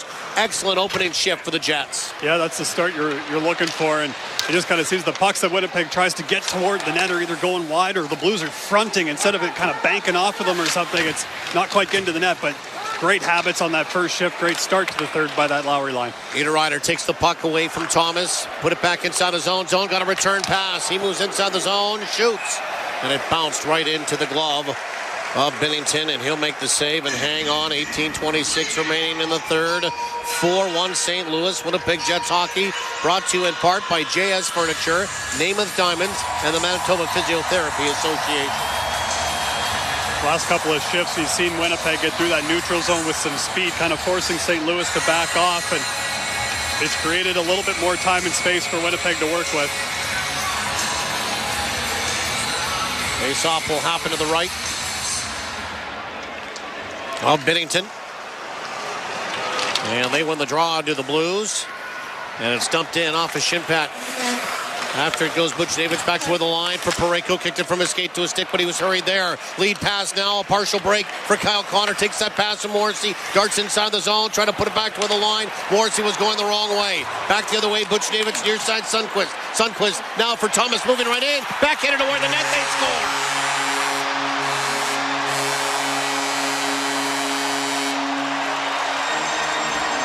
Winnipeg misfired with a pass at the Blues line, and the Blues came back down, executed a 3-on-2. Thomas gets a goal. It's 5-1 St. Louis. And it's all about Winnipeg just gets beat back up ice after the opportunity for them doesn't quite go for them. Miscommunication between Kyle Connor and Josh Morrissey on the drop back, and then leads to the Blues coming back the other way, and Thomas just has a step on Kyle Connor, and he uses his reach to be able to tuck this backhand past Connor Hellebuck, who is done for the night as Eric Comrie's coming in. So the second goalie pull in this series, and Connor Hellebuck is done for the day. As Robert Thomas will get the goal, his second of the series. It comes at 2:01 of this third period. Time of the goal for JS Furniture. Visit us online at furnitureandmore.ca. Set back inside that Winnipeg end. Comrie will get a touch on that. He'll float it around to the near side. Winnipeg will stop that. Played back around the boards on the far side for Luke Shen. Up along the wing. Out towards center ice. Sent right back in. Stopped by Comrie. Outlet it to the near side now for Fleury. Fleury will bounce it out towards center ice. Onto the stick now of Gustafsson. He flies inside the zone, put it back in toward the net. Went off the side of the goal. Gustafsson goes back after it. Knocked it with one hand into toward the corner. Got stick lifted there. Out towards center ice is Kyrou. Chip and chase down inside that Winnipeg end. But Winnipeg will skate in front of him and come away with a puck. Luke Shen out of his own zone. Moved it ahead now again for Appleton. Slices his way. He put Barron on a partial break. Moves in shooting. And it's stopped by Binnington coming way out. Looking confident in making the save. He'll hang on for a whistle. 17:07 remaining in the third. 5-1 St. Louis. And no surprise given how well Morgan Barron's kind of played over the season, but putting him up with Lowry and Appleton, that's been a line that's been able to generate for Winnipeg in the offensive zone. Barron's speed looks really good along that wing, so he gets himself an opportunity in open ice. Had to kind of slow up to get that pass from his skates onto his stick, but a good look. Jets won the draw. Neil Pionk in the slot. Passed it off for Sandberg. His shot blocked there by Walker. Grabbed again here by Morgan Barron. Back toward the line. Barron got a return pass. Couldn't handle that cleanly. And now out of their own zone are the Blues. They'll backhand it inside the Winnipeg end. Toropchenko goes after it. Curls back in behind the net. Tied up there and ushered in toward the corner by Pionk.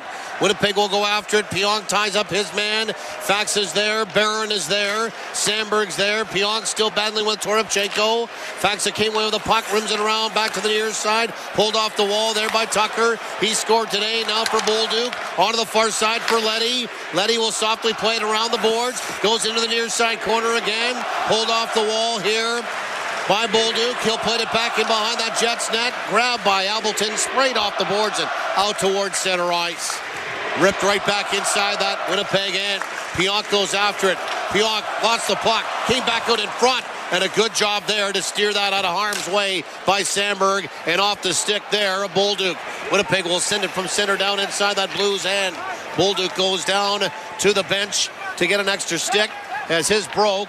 Winnipeg will try to get the puck along that back wall. There's a snarl for it there. Perfetti came away with it to the near side, rolls off a hook, came back toward the line for Morrissey. Far side, DeMello winds up, shoots, and that's off of Bennington in front and bounced toward the near side. Grabbed again by Perfetti, back toward the line. DeMello shoots, stopped in front, off of Broberg. It goes into where the corner. Broberg takes a body check. Perfetti back toward the line. Up top, Morrissey. Morrissey shot it wide with purpose. Winnipeg back after the puck here to the near side corner. Niederreiter goes after, trying to get it there for Nemesnikov, turning away from some traffic and reversing far side is Falk. Now for Broberg, he wheels out towards center ice and will dump it in. Winnipeg finished their check. In Niederreiter in on him.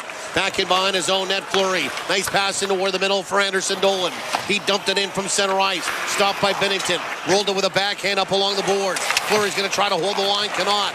Bounced off a body there and beetling after the puck back inside his own zone is Luke Shen.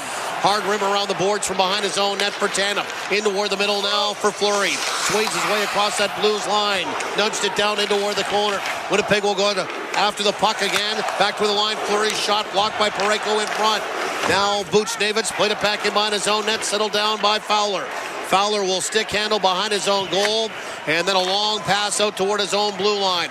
And skedaddling through that neutral ice his neighbors. He's had a good afternoon with 3 points. He'll drop it now. Into the corner goes Kyrou. Back for neighbors. Rolled around for Thomas back in behind the net. Stick lift there to tie him up. Puck goes in front of the Winnipeg net. Whisked away nicely by Jared Anderson. Dolan outletted for Gustafsson. He'll send it down. Winnipeg will make a change. St. Louis has 19 blocks in this game. We saw a couple more on that last shift. Winnipeg does a good job working that puck low to high, trying to get them to move around, but puck just not getting through to Bennington. Winnipeg lead pass at center ice goes by Scheifele. This will be an icing call against the Jets.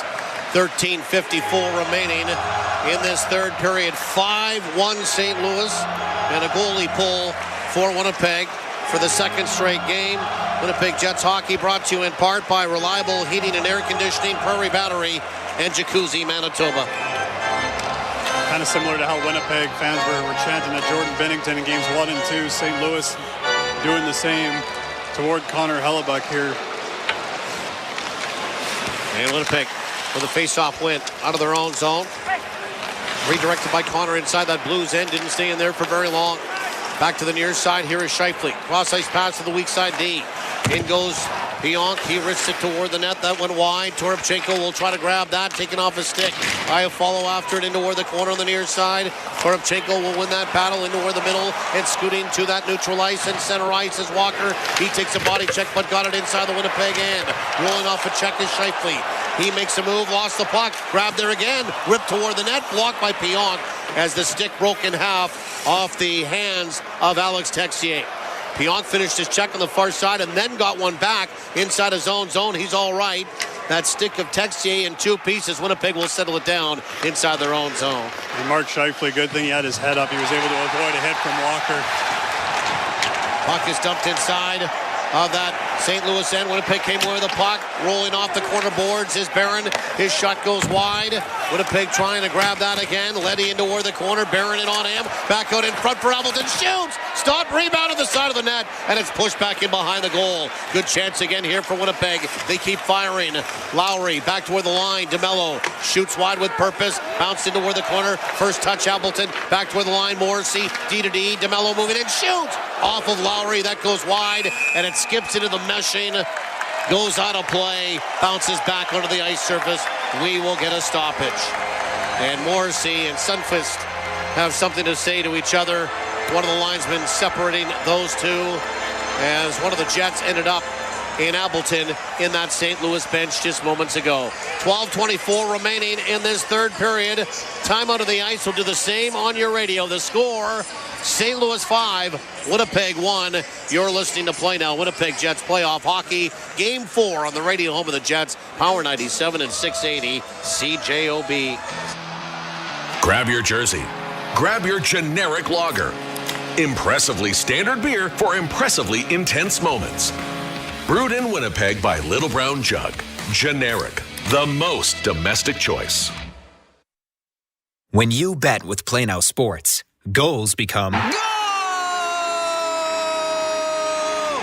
Every game will feel like the big game. Bet local with Play Now Sports, the official betting partner of the Winnipeg Jets. 18 plus, enjoy responsibly. The job gets done at St. Andrew's Parts and Power. The savings on Coyote subcompact tractors are big, big, big. Brad has stock of Coyote CS Series 2220 and CS 2520 tractors. Plus, get 2.99% for 72 months, a free loader, and $1,000 off until April 30th. Get your Coyote subcompact tractor at St. Andrew's Parts and Power, where you'll say, that guy helped me. And I can help you too at St. Andrew's Parts and Power. If it sounds too good to be true, well, you know the rest. But I get it. Some deals sound tempting, like this guy. These prices are insane! The boss has lost his mind! When it comes to your home's heating system, do you really want to do business with a company that resorts to gimmicks like this? You could call them and see what they're really offering, and then give Mr. Furnace a call. In fact, they encourage you to call around and get quotes first, and then call Mr. Furnace. You'll see why. Give it a try. Call 204-832-6243. The official sports betting partner of the Winnipeg Jets. This is Play Now Winnipeg Jets Hockey. 12:24 remaining in this third period. 5-1 St. Louis. They have scored 5 unanswered. Winnipeg opened the scoring way back in the first period. 13:58. Kyle Connor. But since then, Neighbors, Tucker, Shen, Falk, Thomas. Back toward the line. Fleury lets it fly toward the net on a face-off win. That one wide. And also a goaltender pull. Eric Comrie back in the net for the second straight game. Winnipeg will send the puck into the Blues bench with a backhand. Going to stop it to play. Show us how you celebrate the Winnipeg Jets whiteout, presented by Princess Auto, for a chance to win tickets to a 2025 playoff game. Show the Jets how you do the whiteout with decorations, costumes, or any other way you cheer on the Jets at winnipegjets.com/whiteoutmania for the chance to win tickets or to be featured in team content. Oh, and you wonder about, obviously Winnipeg won the first 2 games of this series without him, but you wonder how much of a boost maybe seeing Gabriel Velarde in Game 5 might be just for everyone after what's been a couple of tough games here in St. Louis. This one's not over yet. You got some work to do, but starting to wonder about, seeing Gabriel Velarde and what he might be able to do to help Winnipeg offensively. Fleury sends it around to the near side, slapped right back in by Falk. Buchnevich can't hold the line. Broberg follows up, puts it off a Jet. Jets are changing dangerously in front of their own net. Puck was bouncing all over the place off a Jet or two, and they escape getting a too many men call. Parayko at center ice to the far side for Thomas. He'll shoot it in. Comrie comes out of his net to play it around to the near side corner. Came back with a line. Slap shot by Snuggerud, stopped by Comrie as he got back into his net just in time. Dispatched again back out towards center ice. Leddy will shoot it right back in. Nick Leddy, 134th postseason game. And he and Ryan Suter lead the team. Suter is scratched for the second straight game. So if that continues on Wednesday, Leddy will take over the team lead for postseason games. Winnipeg will settle it back down, back in behind their own net. Under 11 minutes remaining in this third period. Yeah, they started the series as a pair, and I remember getting ready for this series and seeing the 260-plus games of NHL playoff experience on that back end, and I was just kind of like, that is a lot of hockey. Winnipeg and Lowry hops inside the zone, will backhand it around. Too hot to handle for Binnington, grabbed in the near side corner by Barron. Tried to get it out in front. Goes off the stick of Binnington. Twisted toward the far side, and it ricochets into the meshing, and out of play it goes. 10:34 remaining third period. 5-1 for the Blues. And it's been this Lowry line that's kind of spent the most time in the offensive zone here in the third period. It just seems every time they hop onto the ice, they're able to get that puck in, and whether they start with an offensive zone draw or just find a way through the forecheck to be able to turn the puck over, that's the one line that St. Louis really seems to be struggling to contain right now. Puck is sent around on the far side. Morgan Barron goes after it. Winnipeg trying to get a scrambled face-off possession. Lowry charges after it. Bumps with his man into the corner here in Parayko, but Parayko made the play. Hopping inside that Winnipeg end. Texier got taken off the puck on that backtrack by Barron. Puck goes back in behind the net. Texier after it, spins it around to the near side. Parayko, he will hold the line down along the boards in toward the corner. Controlled again by Texier, trying to roll off a check. Morrissey wins that battle. Poked it ahead for Lowry. Trucks out towards center ice. Weak side now for DeMello. He'll shoot it right on top of Bennington and exit stage right for line change. Under 10 minutes remaining in this third period. Blues by 4 at 5-1. Blues out of their own zone. Thomas to center ice. He'll shoot it in. Wrapped around to the far side. Luke Schenn goes after it. He had some problems with it. Snuggerud into toward the corner. Schenn bumps up against him. Schenn reverses to the near side for Hayden Fleury. Spins off the corner boards. Long lead pass. Fry follow too far for him. And icing will be the call against the Jets with 9.5 remaining in the third period. And it's about habits, right? And, in St. Louis, it doesn't look like it's pressing as much offensively right now. But, for Winnipeg, it's doing the little things, making sure that you're clearing net front, doing all those things, trying to find a way to, generate against this St. Louis team that, is 9 minutes and 30 seconds away from their 14th consecutive home win dating back into the regular season. Sent around and out towards center ice. Winnipeg will grab that. Absconding through that neutral ice with the puck is Fleury onto the far side for Connors. Shoots off the rush. Ricocheted off a body. Grabbed again by Shifley. He couldn't get it back toward the line as it wouldn't settle down for him. Out towards center ice. Nabbed there by Luke Schenn. Pushed softly inside that Blues end. He'll make a line change and the Blues out towards center ice. Broberg, who's led the attack a few times, crossed over the line. Trying to go inside and out. Knocked down Sandberg. Came away with a puck into toward the corners. He lost it momentarily. He'll leave it now for Snuggerud. Snuggerud back in behind the net. Rolled around to the far side. Back out in front for Neighbors with a goal and 2 helpers today. Neighbors will pass it back off. Backdoor here to the near side for Parayko with a multi-point afternoon. Parayko off a check. Parayko into toward the corner. Parayko after the puck. Scared away from him, but back toward the line. Fowler winds up. Slap shot. Blocked away by Connery. Ricochets to the far side. Snuggerud back toward the line. D-to-D. Here's Parayko walking right down Main Street. Shooting. Stopped by Connery. Rebound chip back in behind the net. Gobbled up there by Kyle Connor. He will dash towards center ice and backhand it in. And he will sway to the bench for line change. Couple of big stops for Eric Comrie to the near side. Kyrou into toward the middle. A lead pass now. Toropchenko moving in. Shoots. Stopped by Comrie. He had a breakaway. Looked for the 5-hole. And Comrie gave it, then taketh away.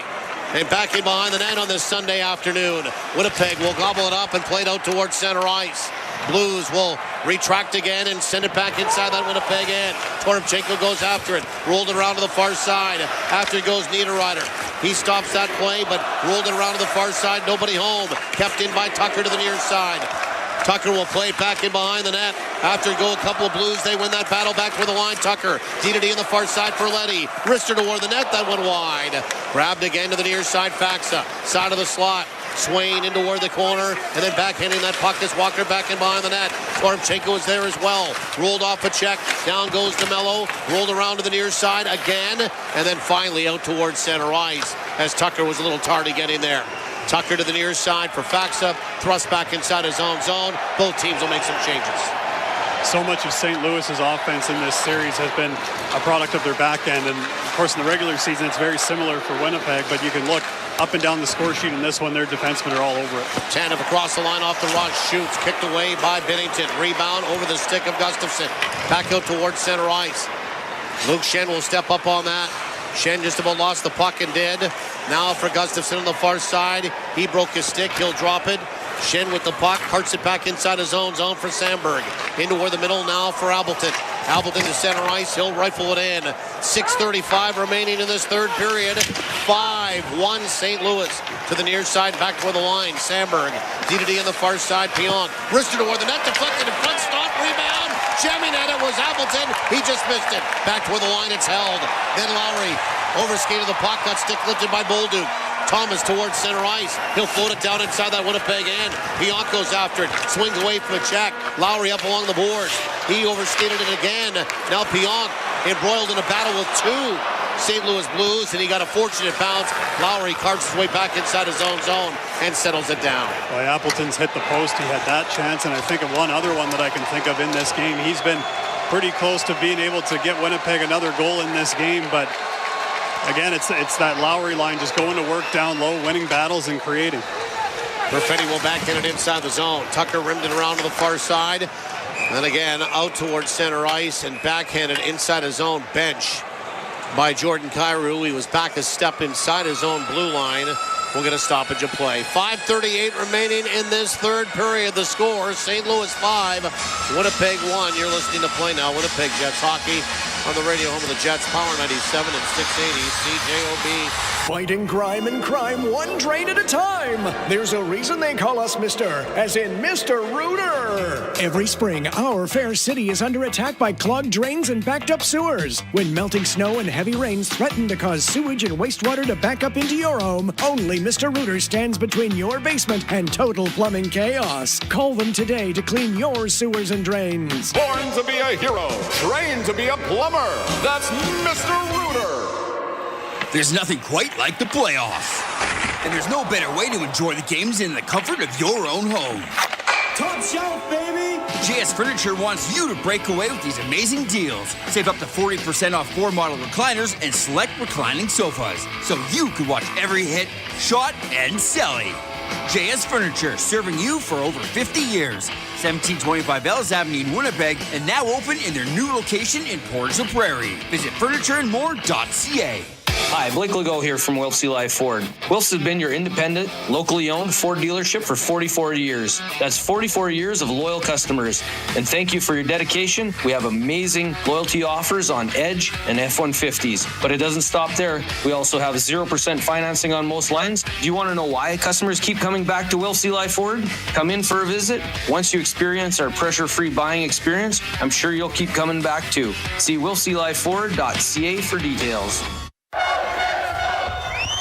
This is Winnipeg Jets hockey on 680 CJOB. Stay tuned for the game's 3 stars for Shine Dental. Don't miss out on life's appetizing offerings because of ill-fitting dentures.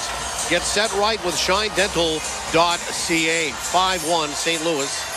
5:38 remaining in this third period. And the Blues win the draw, and they will discard it back out towards center ice. Fleury sends it back inside, and we'll get an icing call against the Jets. Yeah, just looking for Niederreiter and just missed him. Not able to get any part of his stick or skate on that one, so it'll come all the way back down. We got a Morrissey and Fleury pairing right now, so a little bit of a shuffle going on at the back end, trying some things out. Face off to the right of Comrie, who came in on the after the Thomas goal at the 2:01 mark. Connor Hellebuck. Nice stick by Cole Perfetti. Knocked it up along the boards. Skedaddling back in behind his own net to come away with that puck. And arching back in behind his own goal. Morrissey to the near side for Fleury. And lobbed inside that Blues end. To the near side corner, Nemestikov. Back in behind the net. Broberg with it. Up along the boards for Texier.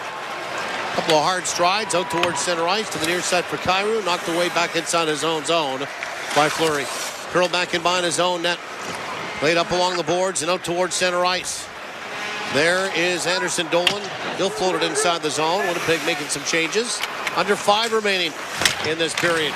Tanev knocked Letty right off the puck. Bouncy puck. Grabbed now by Gustafsson back toward the line. Pion slap shot. Blocked it away by Bennington. Up in the air. Settled down by Letty. Punched off the boards and out towards center ice it goes.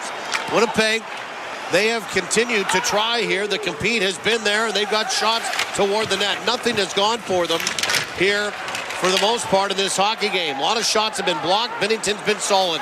Back toward the line. Winnipeg will get it into toward the corner, and one of the Blues is down into toward the corner after a Jet finished their check on him. And is that Parayko? I think it's Tucker. Yep. It's either 75 or 55. Yeah, we can only see the 5, really. Not a lot of movement. Brandon Tanev was the one that went in to finish the hit, and he kind of got a piece of both Blues. I actually thought that Sundqvist got the worst of it, but apparently it's Tucker. So Tucker goes in to get the puck, and Tanev actually just kind of misses him. Oh, it's more how Tucker just goes into the boards. Tucker avoids the hit from Tanev, but he goes into the boards, and then his lower body just kind of crumpled beneath him. Right knee by the looks of it. One of those ones where you're trying to avoid a check, you put your foot down, and it sticks. And then the body, through your momentum, goes the other way, and it twists. So Tyler Tucker's had a very good game today in a pretty decent series. Yeah. He scored a goal, and now he is helped off the ice. And no weight on that right leg. And now the two captains are chatting away. But the thing is, Tanev goes to throw the hit and doesn't actually make contact. So it's not like it's a dirty hit or anything. So they'll finally get the dry scrape for our final timeout as the two captains were chirping, multiple whistles going off in between them, telling both captains to settle down. 4:17 remaining in this third period. 5-1 St. Louis. Back after these. You're listening to Play Now. Winnipeg Jets playoff hockey on the radio home of the Jets. Power 97 and 680 CJOB. Hey Jets fans, get ready for the Winnipeg Whiteout with Jets gear and TrueNorthShop.com. Choose from a huge variety of official Winnipeg Jets Whiteout apparel, headwear, novelties, and more. Need a new white hat, t-shirt, pants, or a jersey? We've got you covered. Moving in, shooting, score! Shop online at TrueNorthShop.com or by visiting one of our Jets gear store locations. From generation to generation, dairy farming has changed for the better. On my farm, we use technology to help us run things more efficiently, monitor the health of our herd, and produce high-quality milk. Because dairy farming is just as much about innovation as it is about agriculture. And I'm proud of that, because that's what makes everything we do all from a good place. Hey everyone, Adney and Verk here to talk about our great podcast, NHL Unscripted with Verk and Demers. Jason Demers here. After playing 700 NHL games, it turns out I have an opinion or two. Whoever's saying trade one of them, you don't know anything about hockey. I'm on the bandwagon. I'm rooting for this team. With new guests every week, we will talk about hockey and more. Can't wait till you watch the movie because it's the biggest award of her career. He went into the cheetah exhibit. The cheetah took a piece out of him, and he came into the ring the next day. Tune in to NHL Unscripted with Verk and Demers, the iHeartRadio app, or wherever you get your podcasts. Hi, I'm Colin Miller. You're listening to Winnipeg Jets Hockey with Paul Edmonds and Mitchell Clinton on 680 CJOB. Slap shot from the point off a faceoff win by Pionk, stopped by Binnington. And sent out towards center ice by the Blues as we welcome you back. 4 minutes remaining in this third period. 5-1 St. Louis. St. Louis with a puck at center ice. Radek Faksa charges inside that Winnipeg end. Stops up in toward the corner. Put the puck back along the boards. Winnipeg will try to free that up. Lowry's there, came back toward the line. It's held by Fowler, swings toward the far side, wrists it around the boards. It falls back into where the corner of the near side. Faksa chopped it back toward the line, stopped, and a shot from Parayko. And the rebound by Walker, stopped by Comrie, who's been very sharp since he's come in relief of Connor Hellebuck. Morgan Barron literally chopped off the puck, sent back out towards center ice. And the Blues will exit their own zone. Winnipeg will come back inside theirs with a puck. DeMello back into where the middle for Morrissey. Far side DeMello. Shot from center and bounce back inside that St. Louis end. Rolled around to the near side. Nina Ryder into where the corner of the near side. Put it back in behind the net. He goes after it against Leddy. Softly bumped him. Moved up along the wing. Morrissey will try to hold the line as he shouldered Texier. Texier got it out towards center ice. And then Sundqvist falling down on a check that Niederreiter finished on him. Got the stick up in the face of Morrissey, no call, and Sundqvist will leave the stick inside the Winnipeg end and slowly skate over toward his bench to the near side. Anderson Dolan knocked it along the boards and inside that Blues end. Walker in front of his own net will pick it up and play to the far side, and then it's again expressed back inside that Winnipeg end. Comrie will stop that for Fleury, up along the wing for Anderson Dolan. Backhanded inside that Blues end. Parayko with it. Rink wide for his D partner in Fowler. Chipped off the boards now for Walker. Slides it back inside that Winnipeg end. Luke Schenn goes after to the far side as he finished his check there with Walker. Play continues now. It's going to be blown down. Tanev is there as well. Cairo was there. Parayko comes in to say something. to the gathering. And Shen just finished his check on Walker, and then Walker gave Shen a few more shots, and Shen got back up. That is a size mismatch. And then Shen, looking toward a bigger man, grabs Kyrou. And then Parayko came in. I wonder if there'll be some penalties. Penalties on the play. Winnipeg number 5, St. Louis number 26. Both players 10-minute misconduct. 5-on-5 honky. So both have been thrown out of the game. 10-minute misconducts for Luke Shen. Yeah, and for Nathan Walker. That's kind of similar to what we saw in Game 1 and Game 3. Same situation. Trying to diffuse things and get those players out of the game to try to limit what happens. You know, Niederreiter kind of got Oscar Sundqvist up high just inside the Winnipeg Jets zone too. And Sundqvist, I thought, was a little bit shaken up after the Tanev hit that ultimately, left Tyler Tucker injured. And after he took that kind of higher shot from Niederreiter, he didn't look very interested in staying on the ice either. Each give a 10-minute misconduct. So 2 10-minute misconducts, 1 to Walker, 1 to Shen. Under 2 minutes to go in this hockey game. The two teams will go to Winnipeg on Wednesday. They'll be back here on Friday in St. Louis for games 5 and 6. We do know the time for Wednesday. It's an 8:30 start. Albleton into where the cornerback for the line. Pion slap shot that goes wide. Back to where the near side is. It pinballed off the back wall for Sandberg. Sent it back in behind the net. And Broberg will take a look at the clock in front of his own net. Now we're going to get a stoppage over the far side. Bolduc and Albleton. And now it's carried over in front of that Blues bench. Albleton wants a piece of somebody. Bolduc started all of that. Lowry's in on it as well against Texier. Linesmen have moved in. There's sticks all over the place. Most of the players have paired off. And Lowry will be escorted off the ice, I'm sure, just to diffuse things with 92 seconds remaining in the hockey game.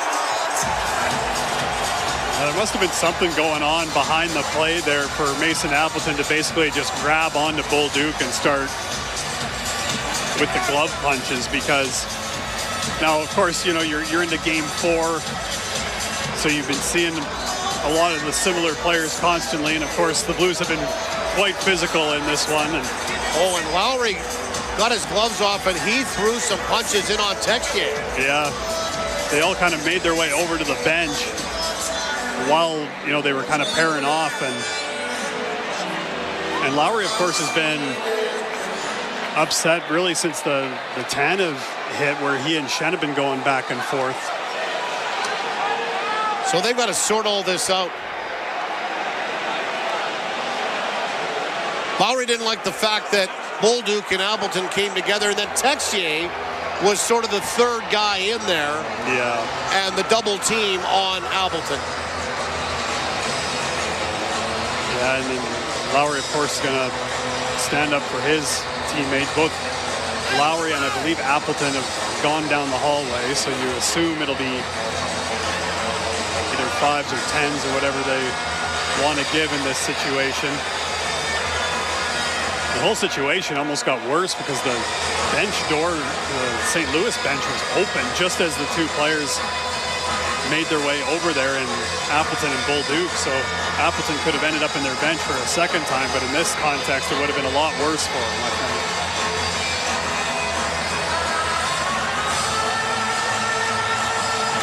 1:32 remaining in the third period. 5-1 St. Louis. Well, I don't think anybody thought it was going to be a sweep.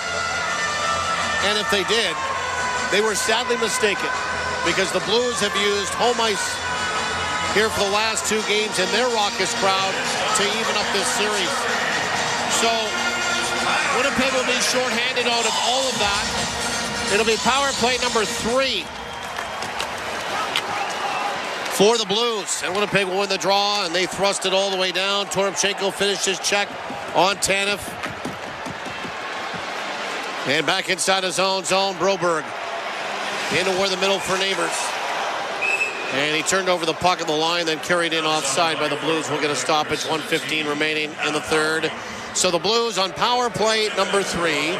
They've got the extra penalty to Niederreiter up there, and they're 0 for 2 with the man advantage.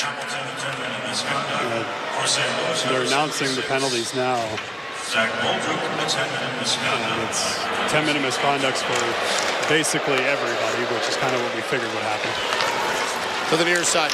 Crossed over the line. Broberg stuffed against the boards, but there to follow up is Jake Neighbors. A goal and 2 helpers today. Played it back in behind the net. DeMello can't fashion it to his stick. Pareko in toward the corner. 1 minute to go. Winnipeg back in behind their own net. Morrissey hard off the boards and all the way down it goes. 50 seconds. Binnington, long lead pass. Now for Pareko. Drives it in from center ice. Neil Pionk digs it off the wall, put it back in behind his own net for Sandberg, and he'll send it all the way down the ice. 35 seconds to go. Texier finished on Neil Pionk in the corner there, and they're the two that are kind of locked up in the neutral zone here. Blues will shoot it in. Rolled around the far side. Came back toward the line for Snuggerud. 18 seconds to go. Sent around into the corner for Texier. Texier protects. Got it back toward the line. Controlled by Falk. Back for Texier. Texier in the far side into the corner. Got it back again to the near side for Letty. Up top, Falk shoots. And that's off a stick.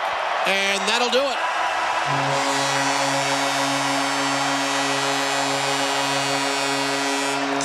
The St. Louis Blues score 5 unanswered goals this afternoon and win convincingly for the second straight game at home.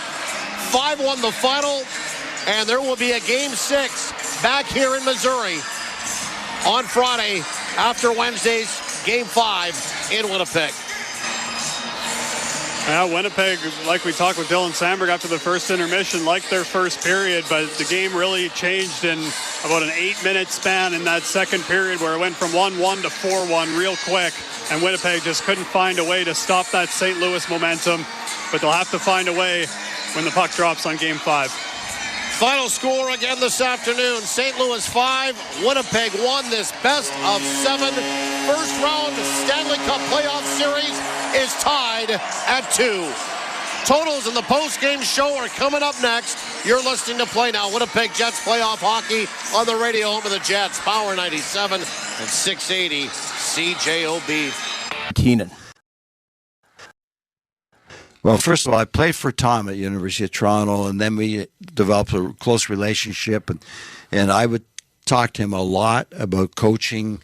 Now I'm in Peterborough. He'd come and see me, and we developed sort of a minor league team for him because the guys that couldn't play for U of T right away, like Mike Polino, come out to play with me in Oshawa. And so we developed a relationship that way. But we talked a lot about hockey. He taught me more about hockey than anybody else. And then Roger and I had a relationship through Peterborough. We're getting now into sort of the technical part of video replay and how that. And then I got Scotty Bowman, the greatest ever. He hires me for the first time. Probably saw a little bit of himself in me. And he's calling me in the middle of the night after every game. He drives home from Rochester, and at 2 or 3 in the morning, and I'm not exaggerating, sometimes an hour conversation in the middle of the night. Why did you put Bob Mongrain on the penalty killing at that time? Like, okay, Scotty. But he was just, and he would test me all the time, and I just give him a firm belief in what I thought was right, and he respected that. So It was interesting and then we became friends over the years. It was a real 3 guys that really influenced my career. That was Iron Mike Keenan, former NHL head coach and author of Iron Mike, My Life Behind the Bench. He was in conversation with Scott Laughlin and Gord Stellick for The Morning Skate on SiriusXM NHL Network Radio. That's SiriusXM Channel 91. Hear it all on demand. Your favorite shows, your favorite games. Don't miss a second of your favorite SiriusXM programming on demand with the SiriusXM app. Download it now for free. I'm Frank Trachtenberg with your SiriusXM NHL schedule for Sunday, April the 27th. All times are Eastern, and please remember, all games, times, and channels are subject to change. Check SiriusXM.com for the latest updates. In the NHL playoffs, 1 p.m., St. Louis Blues take on the Winnipeg Jets. Blues on Sirius 210 XM 219 and Internet 944. Jets on Internet 951. National feed on Sirius XM and Internet channels 91. 3:30 p.m. New Jersey Devils take on the Carolina Hurricanes. Devils on Sirius 211 XM 220 and Internet 936. Hurricanes on Sirius XM channels 90, Internet 924. 6:30 p.m. Montreal Canadiens face the Washington Capitals. Canadiens on Sirius XM channels 167, Internet 934. Capitals on Sirius XM channels 91, Internet 950. 9:30 p.m. Edmonton Oilers take on the LA Kings. Oilers on Sirius 210 XM 219 and Internet 930. Kings on Sirius XM channels 91, Internet 932. For 24/7 coverage of the NHL season and hockey across the world, keep it locked on Sirius XM NHL Network Radio, channel 91. I'm Frank Trachtenberg with your Sirius XM NHL schedule for Sunday, April the 27th. All times are Eastern, and please remember, all games, times, and channels are subject to change. Check SiriusXM.com for the latest updates. In the NHL playoffs, 1 p.m., St. Louis Blues take on the Winnipeg Jets. Blues on Sirius 210 XM 219 and Internet 944. Jets on Internet 951. National feed on Sirius XM and Internet channels 91. 3:30 p.m. New Jersey Devils take on the Carolina Hurricanes. Devils on Sirius 211 XM 220 and Internet 936. Hurricanes on Sirius XM channels 90, Internet 924. 6:30 p.m. Montreal Canadiens face the Washington Capitals. Canadiens on Sirius XM channels 167, Internet 934. Capitals on Sirius XM channels 91, Internet 950. 9:30 p.m. Edmonton Oilers take on the LA Kings. Oilers on Sirius 210 XM 219 and Internet 930. Kings on Sirius XM channels 91, Internet 932. The PGA Tour comes to life on SiriusXM. It's your destination for everything on the tour. Hear live hole-by-hole coverage and expert analysis. PGA Tour Radio, SiriusXM 92. Former NHL head coach Iron Mike Keenan came on the morning skate with Scott Laughlin and Gord Stellick for SiriusXM NHL Network Radio, and he was asked about the long Alexei Kovalev shift during his time in New York, and he shared his side of the story about the skilled offensive talent that was Kovalev. The Alexei Kovalev shift. I've heard 7 minutes, I've heard 9 minutes. Hey, you stay out there, you kind of figure it out. Describe to us what went into that. How long was a shift? Certainly Kovalev was a talent, that's for sure, but he was a bit of an enigma. Super talent. Yes. And talented people sometimes are elusive. And Alex, I try to explain to him, you're getting 20 minutes, and I don't want the shifts to be 1 minute, so you have 20 shifts. I'm going to give you 40 shifts at 30 seconds so you can build the intensity up. Understand? Yeah, I understand, Mike. Goes out there. Of course, it's a minute and a half. I said, now, Alex, the guy that's supposed to be playing behind you just missed his shift because now we're going to the next rotation. You're out there for 2 rotations. Okay, Michael. So, again, next thing, does it again. So I said, oh, my God. So I said, okay, guys, this time when he comes back to the bench, it's now going to overextend his shift. He's going to be a little tired. Don't open the doors. He comes over and I said, get out. He thinks I love him now. Get back out there, I said. So then he comes over again. And now I said, guys, he's going to want to climb into the bench because he's done. I said, when he comes over, puts his leg up, push him back out. And they pushed him. But now they are laughing on the bench. This is in New York City. Right during the game, back there. So Alex figures it out. He scores a goal in the middle of this shift. Wow. He gets himself a rest. Stays out there. Finishes the period. So I think it's about 9 minutes. I walk off the bench. I said, Mess, explain it to him, will you, please? He said, I will. Don't worry. I'll look after it. So as a result, we fast forward now to the playoffs in Game 6, playing New Jersey. In the Jersey series, I double shifted him. When we had to come back, and he was electrifying. Mess got the 3 goals, but Alex was a horse. And it's very talented, powerful. And the problem was he was so efficient that he could stay out but he didn't grasp the concept of just picking up the intensity. You could see him. He could dangle and hang onto the puck, and nobody could take it from him. He was resting while he was out there. So in essence, it was a bit of a training ground for what was to come against the Devils at the most important time. Exactly. Wow. So it turned out to be a good lesson for him, because that's what he did in that game. 30 seconds, 40 seconds. I just said, Alex, I'm going to double shift you. Get ready. Don't be out too long.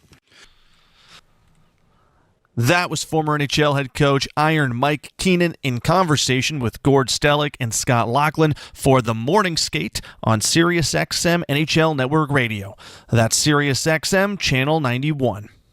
SiriusXM has soccer covered end to end. SiriusXM FC. Hear live play-by-play and talk shows hosted by legends of the game. It's SiriusXM FC on Channel 157. I'm Frank Trachtenberg with your SiriusXM NHL schedule for Sunday, April the 27th. All times are Eastern, and please remember, all games, times, and channels are subject to change. Check SiriusXM.com for the latest updates. In the NHL playoffs, 1 p.m., St. Louis Blues take on the Winnipeg Jets.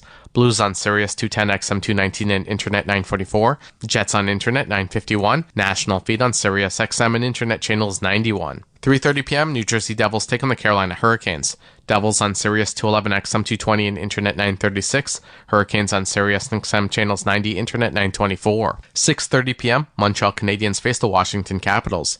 Canadiens on Sirius XM channels 167, Internet 934. Capitals on Sirius XM channels 91, Internet 950. 9:30 p.m. Edmonton Oilers take on the LA Kings. Oilers on Sirius 210 XM 219 and Internet 930. Kings on Sirius XM channels 91, Internet 932. For 24/7 coverage of the NHL season and hockey across the world, keep it locked on Sirius XM NHL Network Radio, Channel 91. I'm Frank Trachtenberg with your Sirius XM NHL schedule for Sunday, April the 27th. All times are Eastern, and please remember, all games, times, and channels are subject to change. Check SiriusXM.com for the latest updates. In the NHL playoffs, 1 p.m., St. Louis Blues take on the Winnipeg Jets. Blues on Sirius 210 XM 219 and Internet 944. Jets on Internet 951. National feed on Sirius XM and Internet channels 91. 3:30 p.m. New Jersey Devils take on the Carolina Hurricanes. Devils on Sirius 211 XM 220 and Internet 936. Hurricanes on Sirius XM channels 90, Internet 924. 6:30 p.m. Montreal Canadiens face the Washington Capitals. Canadiens on Sirius XM channels 167, Internet 934. Capitals on Sirius XM channels 91, Internet 950. 9:30 p.m. Edmonton Oilers take on the LA Kings. Oilers on Sirius 210 XM 219 and Internet 930. Kings on Sirius XM channels 91, Internet 932. Follow every second of the action on NHL Network Radio. From behind the bench to every play on the ice. If it's hockey, it's on SiriusXM NHL Network Radio. SiriusXM 91. Former Buffalo Sabres head coach Don Granato was on the Morning Skate with Scott Laughlin and Gord Stellick for SiriusXM NHL Network Radio, Channel 91, to talk about how different today's athletes are, as well as what it's been like to watch Austin Matthews grow. It's really a switch in the last 10 years. First birth year I had at the national team program was 95 birth year. So it was JT Compher, Tyler Mott, that group. You have them for 2 years, so the next birth year coming in was the 97s, which was prolific. It was Austin Matthews and Matthew Tkachuk and McAvoy and Hanifin and Werenski. And I remember talking to the coaches back then that this birth year is way different than the 95 birth year. And this summer, ironically, I picked up a book that titled The Anxious Generation. And I thought it was very well documented, and the author used the iPhone. And the iPhone came out in 2008 or 6, somewhere in that range. But social media didn't hit hard on the iPhone where you could rate a kid's looks if you're a high school student. And so judging other people on a social media app on the iPhone was about 2013. And so now you think about all these kids going to high school, and we never had this. They can be made fun of on social media. They don't even know it, and they're walking out of a classroom and people are laughing. Yeah. So it's a different world we all live in because we're all criticized and compared to more and faster. And with that, you need to balance that with support. And I think, lots of coaches that have gone that I watch around the league in the NHL, there's a lot of great coaches and a lot of good young coaches that are really good at that. The X's and O's, I say to people, are easy now. When the X's and O's are a very simple part of hockey. It's connecting with people and getting people motivated and excited. And that's changed dramatically. X's and O's became big when video hit the computer. You could watch 100 or 1,000 forechecks over and over and over and say, okay, these are the key components on a forecheck. And so, you didn't have to be in the NHL to become better at that. So that's the easy part. I just can't imagine doing this or that I did it. I called Brian Matthews one time in Austin's U17 year. And I said, Brian, do you have any idea how good your son is? And his reply was no. Like, what are you talking about? Why are you, what is this conversation? And I had to explain to him, and I said, I think this is what's going to happen in Austin. I said, you honestly have to prepare for your life to become very chaotic and crazy. And lo and behold, he gets drafted in Toronto instead of some different market. And we know how crazy it can be here. Oh yeah. But and then the last thing I'll say on it is I remember leading up to the draft, lots of people said, can he handle Toronto? And I thought, absolutely, no problem. And the biggest thing for me is when a young player comes in the league, and we talked about it earlier, if they're a -2 or -3 and they have a really tough night, you get to know how they're going to respond. And some that breaks their confidence, and maybe they need a stint in the AHL. You got to get them out of the pressure. Mm-hmm. But Austin was so good that if that happened, and when it's happened in his career, it doesn't hurt his confidence. He knows that he's in that category of player that I know I can redeem myself just get me to the next game now. And they can do, the best players can do that. And that's a different echelon of player at the NHL level that can do that. So if you look at the top players in the NHL, their confidence is not going to break. The guys right under that, they have a bad night. They may not want that next game. SiriusXM Fantasy Sports Radio is the place for expert advice, strategy, and information from the best fantasy sports analysis to win your league. Plus, hear pick-by-pick coverage of live drafts and interviews with top players, coaches, and team executives on SiriusXM 87. I'm Frank Trachtenberg with your SiriusXM NHL schedule for Sunday, April the 27th. All times are Eastern, and please remember, all games, times, and channels are subject to change. Check SiriusXM.com for the latest updates. In the NHL playoffs, 1 p.m., St. Louis Blues take on the Winnipeg Jets. Blues on Sirius 210, XM 219, and Internet 944.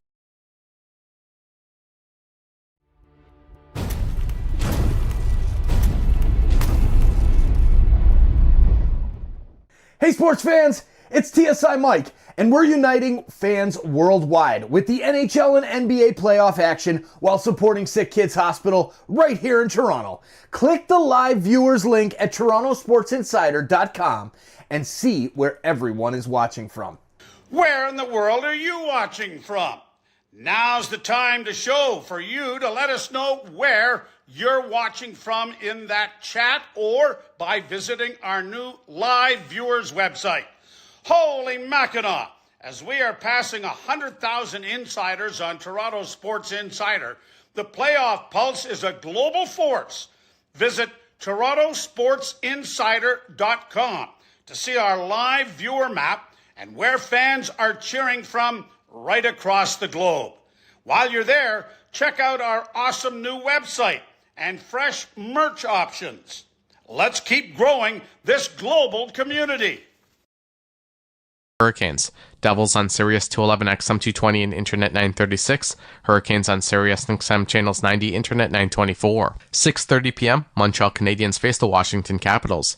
Canadiens on Sirius XM channels 167, Internet 934. Capitals on Sirius XM channels 91, Internet 950. 9:30 p.m. Edmonton Oilers take on the LA Kings. Oilers on Sirius 210, XM 219, and Internet 930. Kings on Sirius XM channels 91, Internet 932. Get the latest news, opinion, and analysis from MMA to boxing and the professional wrestling world 24/7. SiriusXM Fight Nation, SiriusXM 156, and the SXM app. New York Rangers legend and Hockey Hall of Famer Mark Messier joined Scott Laughlin on SiriusXM NHL Network Radio, Channel 91, to share what it was like to play in the 1994 finals with the New York Rangers, as well as ending the 54-year drought for the franchise and how that team represented what a hockey team is all about. Well, look, I'd be remiss if I didn't ask you about 1994 as well. You mentioned Mike Keenan. We spoke with him in studio a couple of weeks ago. He still speaks so highly of you and of that run. So take us back to ending the 54-year drought. In Game 7, you get a power play goal. You shovel a puck underneath of Kirk McLean, stands up as the game winner, as it turns out. So take us back to that hot, steamy night. What was it, June 14th of 1994 at the Garden in New York? Just, I guess just starting, going to the rink, trying to keep your same routine. Brian Leach and I would always drive together down through Times Square, down Broadway 7th Avenue to take a right-hand turn on 33rd Street. And you could feel things were different, even from the Upper West Side. Just the vibe and the energy of the whole city was just electrified. Getting down towards Madison Square Garden, seeing the crowd already starting to build, the police officers surrounding the Garden. It was a carnival-like atmosphere. Obviously, we knew we were something on the cusp of doing something that hadn't been done in 54 years. The magnitude of it was palpable. I mean, the energy, just everything just seemed to be so electrified. You try to keep yourself in the moment. You try to stay with your routine. Obviously, there's much more at stake. And then, we found ourselves, much like we did in 87, up 3-1 in the series, losing to the 5th game, where it was pretty much a foregone conclusion that New York Rangers were finally going to win a Stanley Cup after 54 years. Only to find ourselves, the party atmosphere got a little bit delayed and then had to go back to Vancouver, which again, we got trounced in Vancouver, just like we did in 87. And now we're coming home for Game 7. And the same thing happened. It just, we felt good about our chances. We felt we were a better team than Vancouver. We felt that we should have wrapped up the series earlier against Vancouver, but that's the greatest thing about sports. You can think all you want, but the reality is, they got a heartbeat over there too. They got pride over there too. They're there for a reason because they're a great team. And here we are in Game 7 and happen to go out and execute a great game plan to beat a very hungry, very young, very physical, hard team to play against in Vancouver.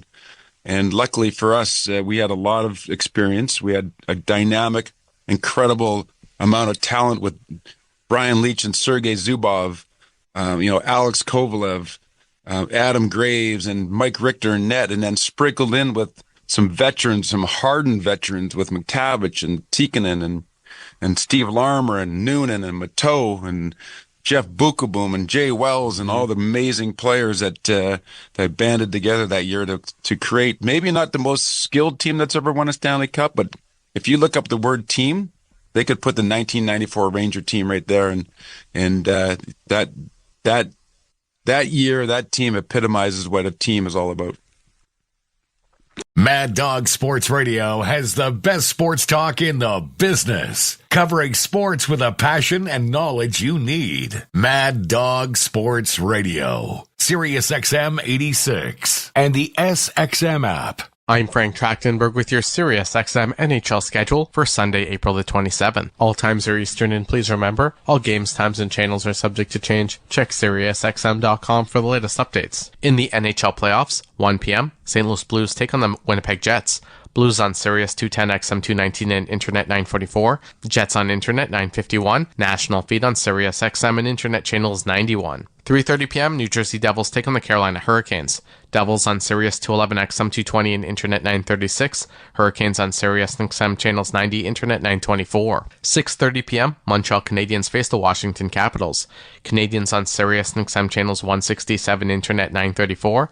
Capitals on Sirius XM channels 91, Internet 950. 9:30 p.m., Edmonton Oilers take on the LA Kings. Oilers on Sirius 210 XM 219 and Internet 930.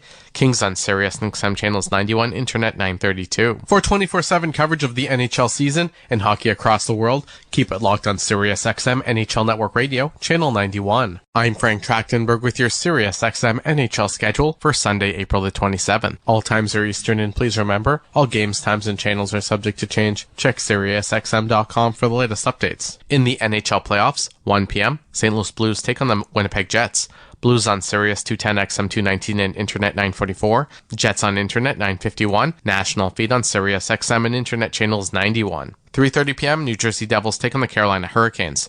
Devils on Sirius 211 XM 220 and Internet 936. Hurricanes on Sirius XM channels 90, Internet 924. 6:30 p.m. Montreal Canadiens face the Washington Capitals. Canadiens on Sirius XM channels 167, Internet 934. Capitals on Sirius XM channels 91, Internet 950. 9:30 p.m. Edmonton Oilers